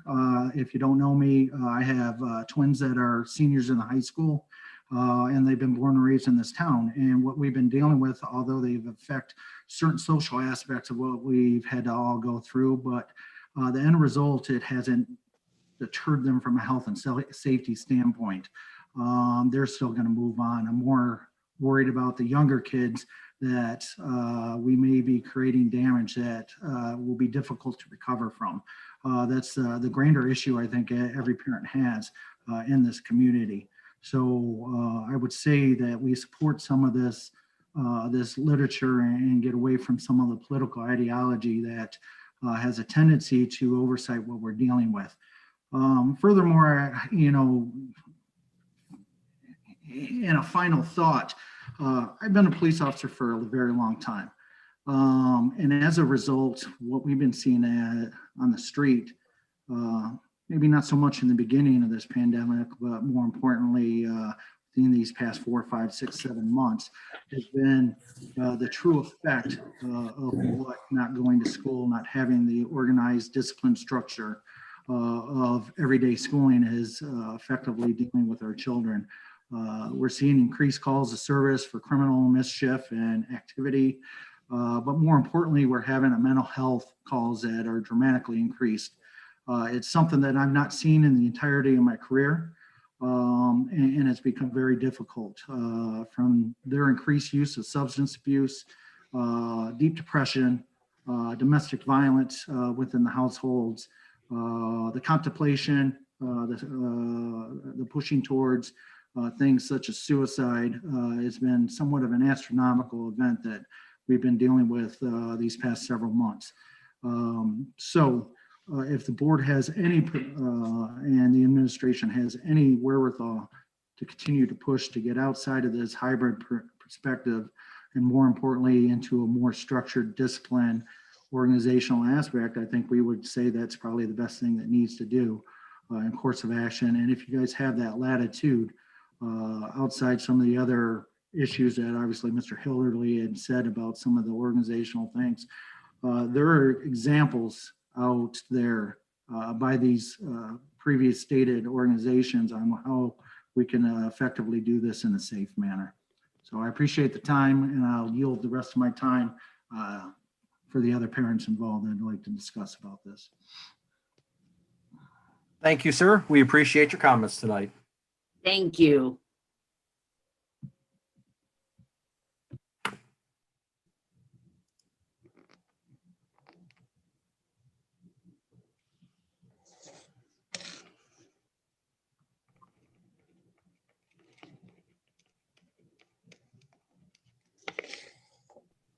Good evening. I don't believe it's Lori. I believe it's Brian.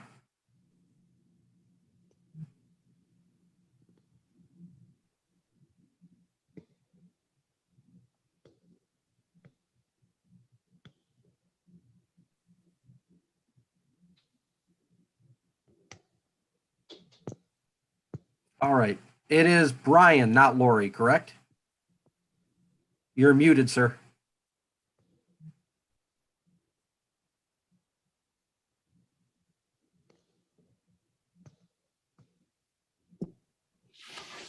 There you are. All right. Welcome. The floor is yours for 3 minutes, sir. Okay. I'd like to thank the board for the opportunity to give tonight to talk to you guys. So how did I get here? After the election, the actions of this board have left me feeling sick and embarrassed. The fact that Becky Brooks, John Benzing, Susan Moore ignored the results of this past election is concerning. Kevin Johnson finished last out of 5 candidates. Lynn Davis beat him by over 1,000 votes. How did this happen? Blatant favoritism, personal agendas, ignoring the voice of the voters. It is shocking to me that you, Kevin, would even accept this seat. However, not surprising, because a couple of board members have personal agendas. This is an absolute abuse of power. Now I'd like to switch gears and bring up this past investigation. That is a catalyst that brings me here now. I think the voters in our community need to know that on Saturday, November 28th, 2 school board members who are identified in the report as B1 and B2 acted independently of the board upon a tip about boys playing basketball in Toledo from 2 disgruntled parents who contacted B1 and B2. B1 and B2 then drove to Toledo location of the tournament to confirm the boys were playing basketball. B1 and B2 stated that they were inside the facility and observed one coach wearing a coach's attire and a Tecumseh Indians shirt. They didn't know him, however, they believed he was a varsity coach. It was great for B1 and B2 to attend an out-of-state, out-of-season tournament. However, they did not and have not yet attend a single home game this season. Are these appropriate actions of school board officials? Is it the job of school board officials to act independently of the school board? To investigate young men playing in a non-school related event? To take photos of our kids and used for personal agendas without our consent? And follow a coach home? Tecumseh families, this should bother you. This is a disgrace, and I hope Rick does not accept John Zajak's resignation. In closing, since the paper seems not willing to ask these questions, I have a few questions for Kevin and Becky. Was it the 2 of you that acted independently of the school board? Was it the 2 of you that drove to Toledo to investigate our young men? Was it the 2 of you that took the photos without parent consent? Was it the 2 of you that followed a coach home? Many of us know the answers to these questions. I believe these actions of the 2 school board members, officials, are unethical, vindictive, and a violation of the MASB guidelines. I'm asking the 2 of you to resign immediately. Thank you for your time. Thank you. Next up, we have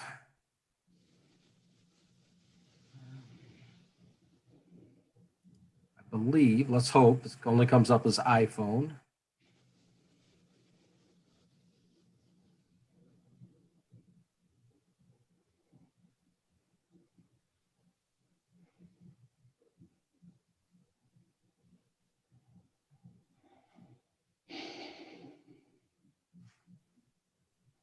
I believe the iPhone is Sherry. Are you there?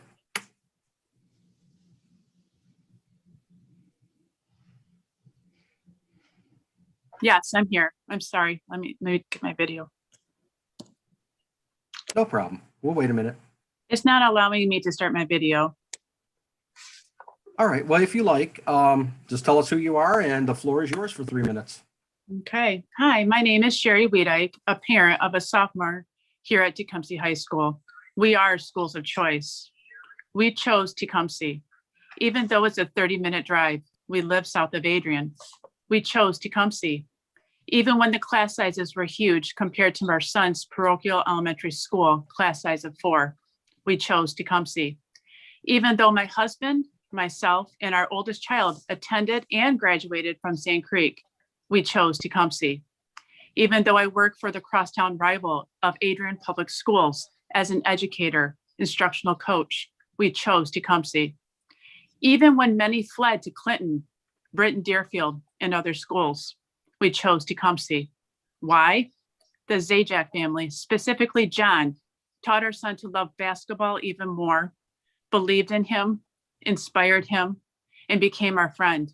He coached our son for many years. Why? We believe the teaching staff at Tecumseh had not been at the heart of Tecumseh's very public issues with turmoil and political mudslinging. We believed in Tecumseh. Why? The teachers knew my son within the first weeks of his freshman year. We were so impressed. We believed in Tecumseh. Why? Our son experienced a 20-0 freshman basketball season. Wow. Few can say they have had that perfect season. Now, we are questioning our choice. Why? Political garbage, parents not staying in their lane, school board members acting unethically, vendettas, greed, all the things we teach our children not to do. All the things that COVID supposedly was to remind us of how life is precious and enjoy it, how soon that's been forgotten. All the things we promised our son that high school would be fun. Adults are ruining that. All the things my family and I stand for, believe in, and try to live by, we cannot stand back and watch reckless actions hurt so many souls. No one is perfect. Everyone makes mistakes, but the accusations against Mr. Zajac are not even offensive, damaging, nor unlawful. He has done a tremendous job in a year that was never to be forgotten. He has worked countless hours of managing our team schedules and coaching staffs. And you mentioned hoopsters. Look how much he has raised for TPS in that aspect. Did we make the wrong choice? I certainly hope not, but prove it. Zajac is a target. Why? Because of someone else's insecurities and lack of direction.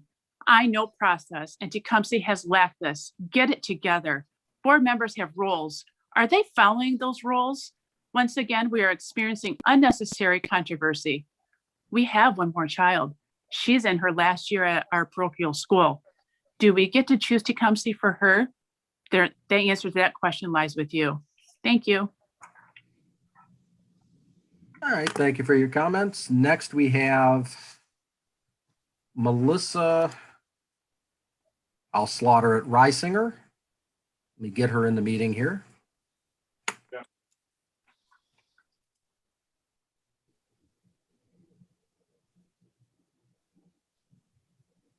Melissa, are you with us?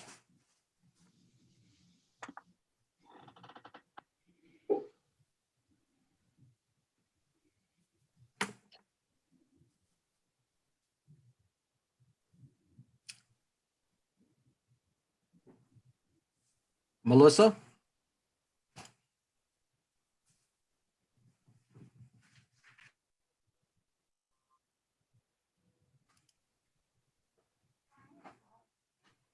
All right, well, Melissa is signed in, but I am not hearing her, so I'm going to leave her. Wait, I think she's here. Can you hear us, Melissa?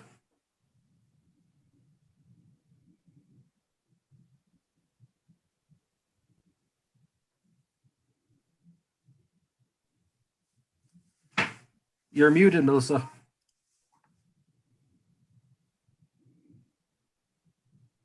All right. Okay, can you hear me?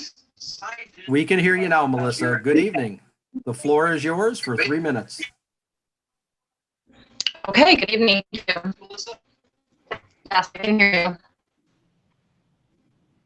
My name is Melissa Reisinger. I am here to advocate for the full-time in-person learning for our high school students for the continuing school year.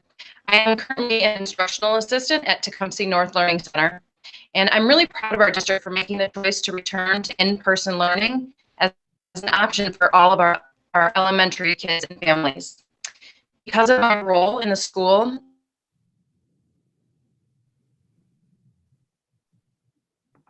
I've witnessed firsthand a full functioning school setting that has proven to be safe. The American Academy of Pediatrics, which somebody did bring up earlier, is a group that represents and guides pediatricians throughout the country.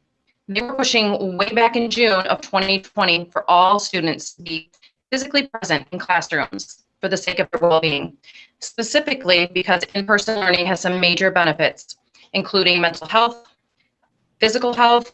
It creates a sense of belonging and community with our young adults, and decreases feelings of loneliness, which I know a lot of our kids are experiencing right now. While we know that there's no way to completely eliminate all the risks, Nothing is with risk. Why are we holding these young adults back from enjoying what's left of their school year? It is our obligation to make sure that their mental health is on track. And our seniors, they should be flourishing with their peers before they graduate and go off into the world. Beyond facts and statistics, this is very personal for me as well. My youngest daughter, Alexa, is a senior at Tecumseh High School. She's the second to last of 6 kids who have graduated from here. She has watched 4 siblings go through the system, and because of all the uncertainty, she is more confused than any of them ever were about her future. Her classroom now consists of 4 walls and a Sealy Posturepedic. I worry about her and all the lifelong friends that no longer come to my house. These kids need to be together. They're lacking very important social skills right now that help them thrive as adults. Our seniors need to finish their 12-year journey together, not online, with the little time that they have left.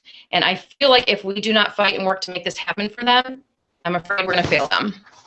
Again, we successfully have full-time face-to-face learning for elementary and middle school kids, and I'm extremely confident that we can and should do the same thing for our high schoolers.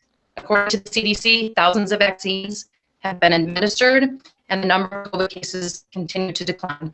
This is the time that we need to support our kids, pave the way for next year, and get back to normal. Please consider letting them return and finish their journey in person with their peers and a positive high school experience that they can remember.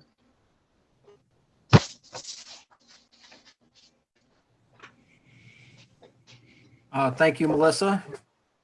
Your audio was Thank you. a little broken up. Is everyone else satisfied that they could hear enough of Melissa? Okay. Yeah, I think I got the message. They should be flourishing. Okay. Thank you. Online with a little time. Thank you.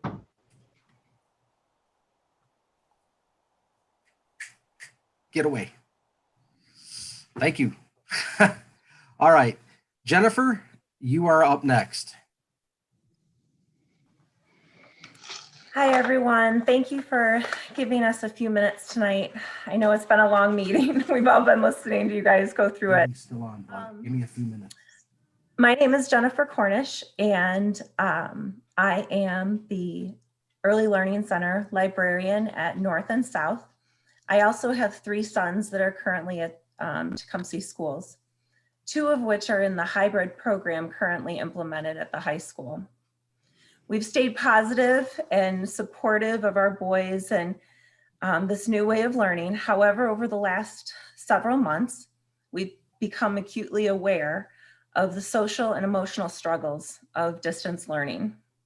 We've watched our boys be online in their beds for 6 to 8 hours, 3 times a week. They're socially cut off from their support network of friends, their teachers, their clubs, and all of the adults at the high school. Our senior has lost his drive for his future that he's been working for the last 4 years. And he's beginning to give up on his dreams that he had for college and beyond. This is all due to being alone learning for the last year. Our junior feels cut off even on his days at school. When he enters a classroom, he's been one of 2, maybe one of 3 or 4 when he's doing face-to-face. He sits alone at lunch every day due to the fact that his lunch mate has now gone to distance learning because his lunch mate does not want to have to go into quarantine and lose time for baseball season. So my son, my 16-year-old son, sits alone in class and he sits alone at lunch. The reason why I'm deciding to speak up now, because we as parents have been talking to each other pretty consistently about our students' struggles. But a short 15 days ago, this is exactly how my cousin's son felt. He was doing distance learning. He felt lost and alone. He is a 4.0 student and an athlete, an avid hockey player. He had just bought his first car. He had to save up 50% of it. and he had no pre-existing conditions to forewarn any of us of what was going to come. 24 hours later, he ended his life. He felt hopeless and alone and disconnected from his social network and his peers, our safety net that we have at the high school. I'm speaking to you today to implore you to consider opening up the schools to anyone who is ready to be back full-time. I understand that we'll be doing distance Wednesdays throughout the rest of the school year, but please, for the sake of our students' mental and physical health, please allow them to come back in-person learning 4 days a week. There's so much more that we need to do for the safety of our kids. One of those needs to be to open our schools for the students who are ready to return. Thank you. Thank you for your time tonight, Jennifer. Thank you, Jennifer. Sorry for your loss.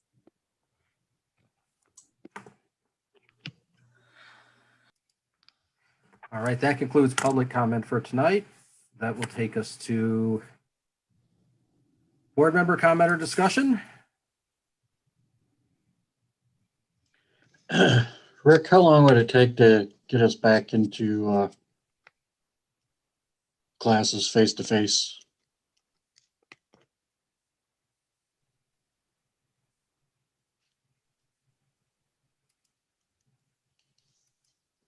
You're muted. Yeah, There we There he go. is. There was the audio lock was on. Tim, your question was how long would it take? Well,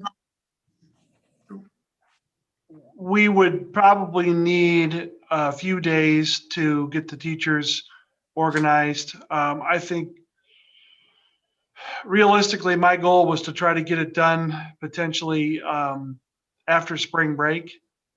It wouldn't necessarily have to take that long. What the board would have to do to take action would be to, and our next meeting, one of the agenda items is to reconfirm the continuity of learning plan. Changing from the hybrid to 4 days a week really wouldn't take that. Our continuity of learning plan actually started out with full face-to-face. We changed in October because of the number of positive cases that were knocking 30 to 50 kids into quarantine at any one time. Sent out survey information. I provided the survey data with for the board members over the weekend, so you've been able to see that. It looks like, at least from the number of people who participated in the survey from the family side, that between 65 and 75% of people said that they would probably come back 4 days face to face. So then the next issue that comes up is social distancing in the classrooms. In our continuity of learning plan, we did not say at the high school that we would be able to meet the 6 feet requirement. So we would, in order to put everybody back face to face who wants to be there, simply have to make the change, set the date, notify the teaching staff, give them time to prepare, and then implement the change. If we did that within the next few days, then at the board meeting, when we recertify the plan, we would just have to submit that we changed again from the hybrid back to full face-to-face. But that's a rough timeline. We could get it done in a few days. So could we be back to face next Monday with the virtual Wednesday? I believe that that's realistic. Okay. All right. Well, then I'm going to make a motion right now that we move back to face with the virtual Wednesday starting next Monday. I would second that, but I do want to say that I don't know why we stayed out of it why didn't we go right back into face-to-face? I mean, When we went to the hybrid, shortly after that was when all high schools in Michigan were put in full distance learning. okay, That took us up until Christmas you- break, and then we came back out in January. After surveying parents at that time, confidence was still pretty low, it was around 50%. Now looking more like 65 to 70%, like to be back full face to face. I guess all I'm saying is that I think we should be face to face. I think everyone should be face to face. I don't know how hard we have to follow these rules of the the State Department or the health department, but anybody that wants to be face to face, and I know there were people on waiting lists before, but as far as I'm concerned, there's no science that even says kids shouldn't be in school together without masks, much less with them, or half there and half not. And then, somebody tests positive, but they have no symptoms, and then they're all gone, locked down because of the restrictions. I just want to know how far we can keep kids in school without violating too much of the rules of without getting sued, I guess, is where I'm going with this. Because I think kids should be in school, and any parent that wants their kid to be in school their kid should be in school, period. I think we should accommodate everyone to the best of our ability. So. All right. And in Procedurally, Tim's motion, I would suggest, because it's not an item on the agenda.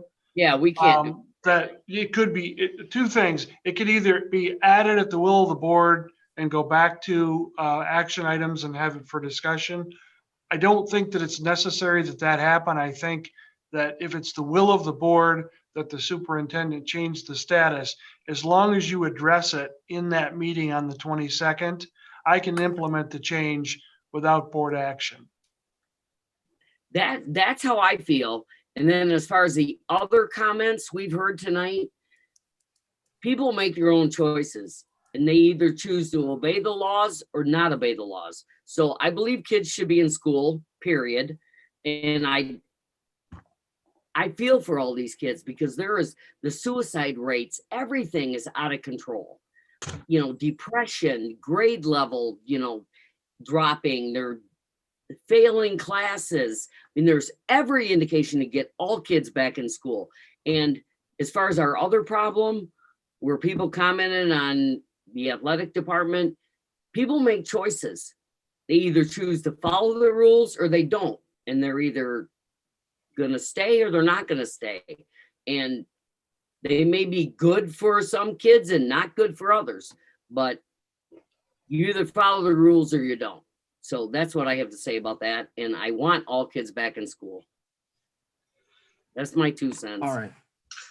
Procedurally, I don't think, Rick is correct. I don't think we need a motion to do it. Tim, would you like to make the motion even though it's not needed? If so, could we move back to make a motion to add it to action items, and we'll move back to do it? Or are you satisfied that it can be enacted without official action? Yeah, as long as the board agrees with it, I mean, I think, Yeah, I guess tonight, As long as there's a consensus. I would just want to hear any dissent. Right. And this would be the forum to discuss it. Rick, I'm All curious, what are other districts in our area doing? Well, we're the only district that has the hybrid at this time. Mhm. Okay. Yeah, as you've seen, in September, it was a hot item every time one of the school districts closed down, and it was headlines. Now it happens so frequently that you don't read about it. But there are 2 districts in the county right now that are back to full distance because the number of positive cases in their buildings. So how do we mitigate that? Do we have any ability to back off on spacing or? the closures due to somebody with no symptoms getting around somebody else with no symptoms? I mean, Yeah, the 6 feet of social distancing requirement is still going to be there. So if we have a but it's positive not case in law. the classroom, we're going to have to react to it. But it, I think that Is that people law? have learned through this that you don't come to school sick. So, it's a bit of a gamble, but I think that it's doable. What is it law? All right. I mean, do we have to shut down? Do we have to quarantine by law?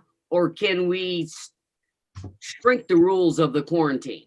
I mean, Well, I don't know that any districts have tried that yet. I believe that everybody's just following the recommendations of the local health departments. So what does it look like if everybody comes back up in the high school? We'll go back to where we were the first probably 6 or 8 weeks of the school year, where 4 days a week, and I am recommending that virtual Wednesday stay in place, because there still will be students in the distance learning model, and our teachers are just finding that day is critical to making those one-on-one connections with kids in the distance. So I would not recommend taking that away on Wednesdays. But we would be back in class, and some of our classrooms we would be at or very close to the social distancing guidelines. In some classes we'd be over those, and we would run the risk that if we had a positive case show up in our building, that we'd be sending a large number of kids into quarantine. But I think that everybody's aware of how that process works, and if they're willing to come back in the building, they're willing to take that risk. So before we had, when we had the students in the building, and we separated them out 2 days a week. So that's bringing back all those students. What about the students that are in distance learning that want to return face to face? Do we have that ability? Do we have that capacity? Yeah, because I think there's actually a larger number now who are in distance that won't come back, that previously were here because they don't want to get put into quarantine. Right. Or I talked to a couple of students today whose people in their household have become medically fragile, and they've said, we were here face to face, but we moved out a distance, and we'll probably finish the year here. So there's lots of different stories about exactly how everybody feels. But according to the survey, about 25% of the student body, which would be about 200 kids, would stay in distance. So that's a larger number than we started the year with. So I think that we would have better social distancing numbers going in. And then again, having a year's worth of experience with this, and encouraging people to make good choices about health and hygiene and whether or not to come to school, I think that we could manage our way through it. Okay. Any dissent? All right. I support getting started on Monday, Rick.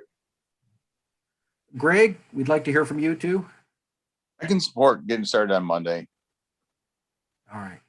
I could definitely support it. Rick, what does it look like as far as our manpower for cleaning, and for that matter, materials, cleaning supplies? How does that look? Are we going to be able to ramp that up in a short order? Yeah, I mean, we'll have to return to doing some things.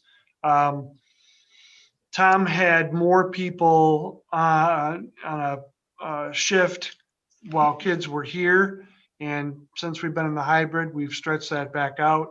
So he's got more people working on second shift. So that's actually logistically probably the more difficult thing to figure out, is how this affects the custodial maintenance department. So we'll get started on that in the morning and figure it out. But we have the supplies and the materials. We're shorthanded, but we've been shorthanded in that department for over 2 years. So we'll make it work. Are they going to be able to handle extended cleaning services such as touch point cleaning between classes and such for common areas? Right, we've been doing that, teachers in their classroom, we're doing that at the beginning of the year, and we'll have to go back to those protocols. So we'll revisit that with a quick refresher with the staff. All right, so you feel we'll be able to maintain the, from the health and safety side, you think we can maintain the cleaning regimen required to get them all back full time? I think we can. I've said this so many times during the school year. Our evidence shows that we have not had cases pass through our classrooms. If the cases are passing through households, they're passing sometimes through athletic teams in a variety of different ways. So what we have been doing in our classrooms has been successful. Otherwise, I wouldn't suggest returning.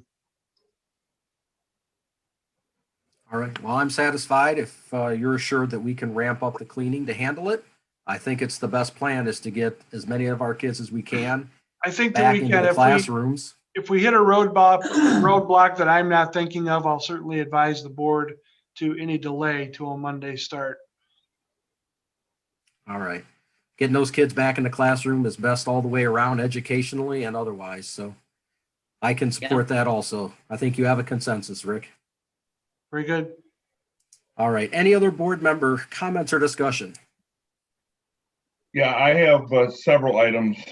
And I apologize. I know we've been on here a while, but Make it quick, Tony. well, sorry. I know, Susan, but I didn't mention these last time because we were late, and it seems like we're going to be late every week. So here we go. A month or so ago, when we talked about board goals, one of the things that Tim brought up was that we need to look into getting an IT program set up. I said then, and I've said it several times since then, that is a great idea. I don't know how we get this started, if we go to the curriculum committee or if we get a some type of task force, but we have to find ways to bring students to our school district. This is something most school districts aren't doing. So Rick, or whoever, I guess, who's in charge of the curriculum, we need to address this. I'm asking us to address it. I feel we should, and I know that there's other board members here to support that. So I'd like to see this as a regular discussion topic as we move forward. Second item I have is that we did talk about setting board goals, Kevin, and I know we brought it up at that meeting, and there's really not been a lot of discussion since then. But we need to get our board goals established for this year. I don't know how we do that, if we form a subcommittee to do that. Obviously, it's something I feel strongly about. I feel any organization has to have a goal. We got the kids back in school. That was something that Susan wanted. We got that, but there's more goals. We need to create a outstanding learning. Aren't we having a retreat for board goals? I thought that's when we were doing goals. Yeah, board goals is in our it's going to be April. I mean, it's going to be May. So, all right, if that's what it is. I guess I'll have to accept that. The third thing I want to say is that Kevin, I sent you an email about meeting face to face. I feel very strongly that we need to meet face to face. We're bringing our kids back face to face. We should be able to do it. And I also feel strongly that these comments by these concerned citizens ought to be able to come in one at a time and address us face to face. I know we can't have a gathering of 20 people in there, but I don't see a reason why we can't bring one person at a time into our board meeting, have them be 20 feet away or however far away they are, address their concerns, leave, and then let the next person in. I feel it's time, just like it's time for our kids to get back to school, it's time for this board to meet face to face. So I'm gonna move on from there, Susan, but that's how I feel about those three situations. But again, we got to get this IT thing going. It's something way we can bring kids to this district. Tony, thank you for reminding me. I forgot to make that announcement completely. I apologize. That announcement was scribbled down here to make. This will hopefully be our very last virtual meeting ever. I'm going to work with Devin over the next 2 weeks. We're going to come back we're going to be forced into a hybrid type of setup. We're going to have to live stream them. And when we have larger presentations and such, it's just going to have to be hybrid. So what we're going to do is we're going to set up a new streaming site, new streaming channel, I'm sorry. And it's going to be set up differently so we don't have all the audio problems we had before when we tried live streaming or when we tried the hybrid. Hopefully, I don't see any reason why it won't be, but by the next meeting, we should be meeting back in person in at least a hybrid formula and stay that way until we can meet fully in person and be done with this virtual stuff. Can we bring the people in one at a time to give their comments directly to us? I think we can stage them and bring them in one at a time if there's comments. I'll verify that, of course, with the. That's really important to me. Yep. The goal will be to try to get as many people in that room as we can. So before we get to that next meeting, I'll have bounced this off a couple attorneys and get their opinion on what our constraints will be and see how exactly we're going to be burdened. And hopefully we can get everybody in the meeting that's going to be in the meeting. All right. Well, it's 25 people and then you can put them in an overflow room. So yeah, that's my anticipation. Yeah. Is we'll be able to bring them in one at a time. And I would just say, let's keep doing the Zoom thing and use our computers that we're using right now. We're just going to be meeting in person because last time people were complaining they couldn't hear us. The video wasn't any good. They couldn't even see who was talking. I say, just don't change the format. Keep this format. People can see who's talking. They can hear them. And let's not create something that's not going to work. This is working. We're just going to meet together and we're limited by 25. And be on camera and Zoom in person. It's something we can do. We won't have an overall view of the room, but certainly it's something we can do. And then we just have to set up the camera for people who want to speak or when we have presentations and such. Right. And that's what I'm working with Devin on in the next 2 weeks. I didn't have time since the emergency order to now to be sure that we had all the new order of a week ago, week and a half, to sit down with Devin and make sure the technology is going to work. Because last time it did not stream well. It was not smooth at all. So we don't want to have a repeat of that. So I will be getting with Devin and we'll have the technology straightened out and be sure it goes smoothly next time. All right. That is all I had. Tony, were you finished? I'm done. I'm not. All right. Mrs. Cornish, I feel I was speechless there for a while. For you to speak up and confront us today, that's amazing. We feel so bad. I feel so bad for you. And thank you for having the strength to come in. I don't think there's any way I could have done it. Along those same lines, 3 parents tonight have come in and talked about how important it was for kids to get back face to face. And that's in school. And then and Suzanne just brought up the point about the other folks that spoke. Well, I know what your point is. My point of view is this. What John Zajac did was trying to help kids that he's a father, he's got 4, he sees the same problems that everybody else who are parents in here are seeing with kids who are not being able to, they're being cooped up. I don't have kids that age anymore. I don't know how it affected them. I have 6 and 8-year-old grandsons. That's it. I don't know what the effect is on them, but they're not old enough to be at that crossroad yet. We can't say, oh, yep, open the school back up, tell all of our teachers, some of whom really don't want to open back up because they're worried about the virus themselves. May not hurt the kids, but the teachers can contract it. I don't think we're at 100% vaccination yet. Are we, Rick? No. Okay. I think we're at 60. Okay. Rick? That's a personal choice. 70, We'd never be at 70%. We're at 70%. But regardless, this has been an awful ordeal for everyone. Yes. The teachers who are, I know I worked with a lot of those teachers. They're not hiding underneath their desk because of COVID, but it's a concern because as Rick has pointed out several times, kids get sent to school sick.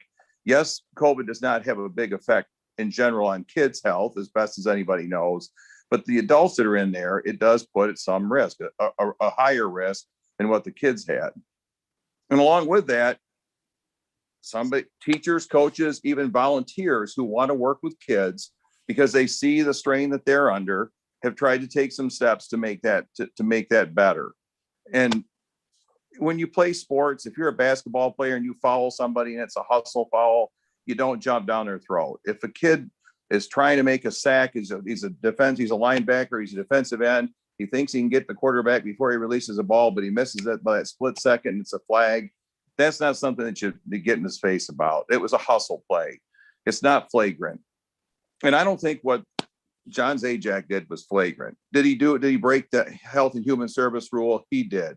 He was chastised for that.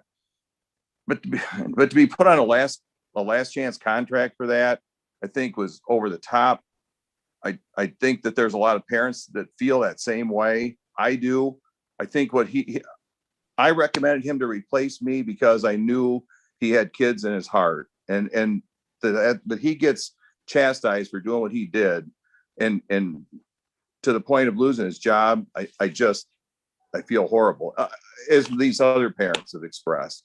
I don't know how you survive it, but and there is no playbook. Nobody went to college to learn how to deal with COVID-19 or a 100-year pandemic.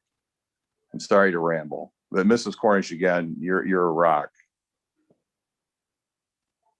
Well, I would Yes, agree indeed. with Craig on that. I think Mr. Zajac should have got a medal for taking those kids down to Toledo and playing basketball to make sure nothing happened to them. Get them out of the house, get them to doing something. That's how I feel about it. We're in this COVID-19, it's a crazy time. And he was, as far as I'm concerned, he was looking out best for kids. So, and that's how I feel about it. So, Rick, it's your call, but that's how I feel about it. So. Well, yeah, we continue to get data. We got data today that was different than we had. So, I mean, I still think, we need to let this data come out, but certainly the data we got this afternoon changed my opinion slightly on this, but this is not over yet. I just really fear. The data, really? You mean people's opinions? No, it wasn't people's opinion, Susan. We had one of the things we discussed. I mean, the email that came out this afternoon, somebody confessed to doing something that John was accused of doing, and that changes things. Certainly changed it. How much is up to each person to decide. Maybe that's how it was meant to look. Let's just let sleeping dog fly. It is what it is. Okay, we're not going to argue and bicker about this. What I'm going to do is remind everyone that employee records are confidential. What's in the employee's file, any employee action, is confidential for all employees. We're not going to discuss individual employees, this, that, at the board table. Okay?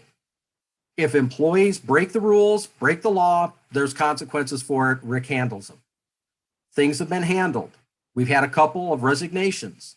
Whatever the case may be, whether or not there was a complaint against them, whether or not there was disciplinary action. What are the consequences for board members that break the rules? The only thing that is important is that it is handled appropriately. What are your consequences? Mr. Shaney, you're out of order. The only thing that's important here is that employees follow the rules, that kids are kept safe, and that consequences occur so that employees follow the rules and kids are kept safe. So enough of the conversation of that. Is there any conversation that doesn't involve employees' confidential information?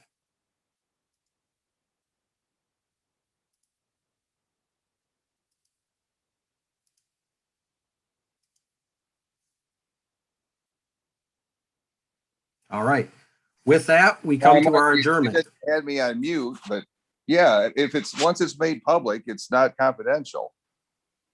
Well, the problem is we have exited that area. There's one report that is not confidential. And what's happened here is we're now drifting away from the public part of that, and we're starting to discuss multiple employees, and we're starting to discuss disciplinary action that's part of their employee files. That's a no-go. Okay, the only thing that's public is that report back on January 5th, 1st, whatever day it was, That report is public and subject to FOIA. The rest of it is privileged information. So there's enough conjecture and enough rumor in town, and we don't need to debate it. Okay, we need to respect their confidentiality. Just a point of reference, Kevin, I wasn't the one that brought that up. I know, I'm not saying the meeting was starting to fall out of order, and we can't have that. And I think everybody's muted and has to unmute themselves. I say let's just move on. Okay, so are there any other comments or discussion? Sir. All right. Could I get a motion to adjourn, please? So moved. Second? All in favor, say aye. Aye. Aye. Meeting is adjourned at 9:37.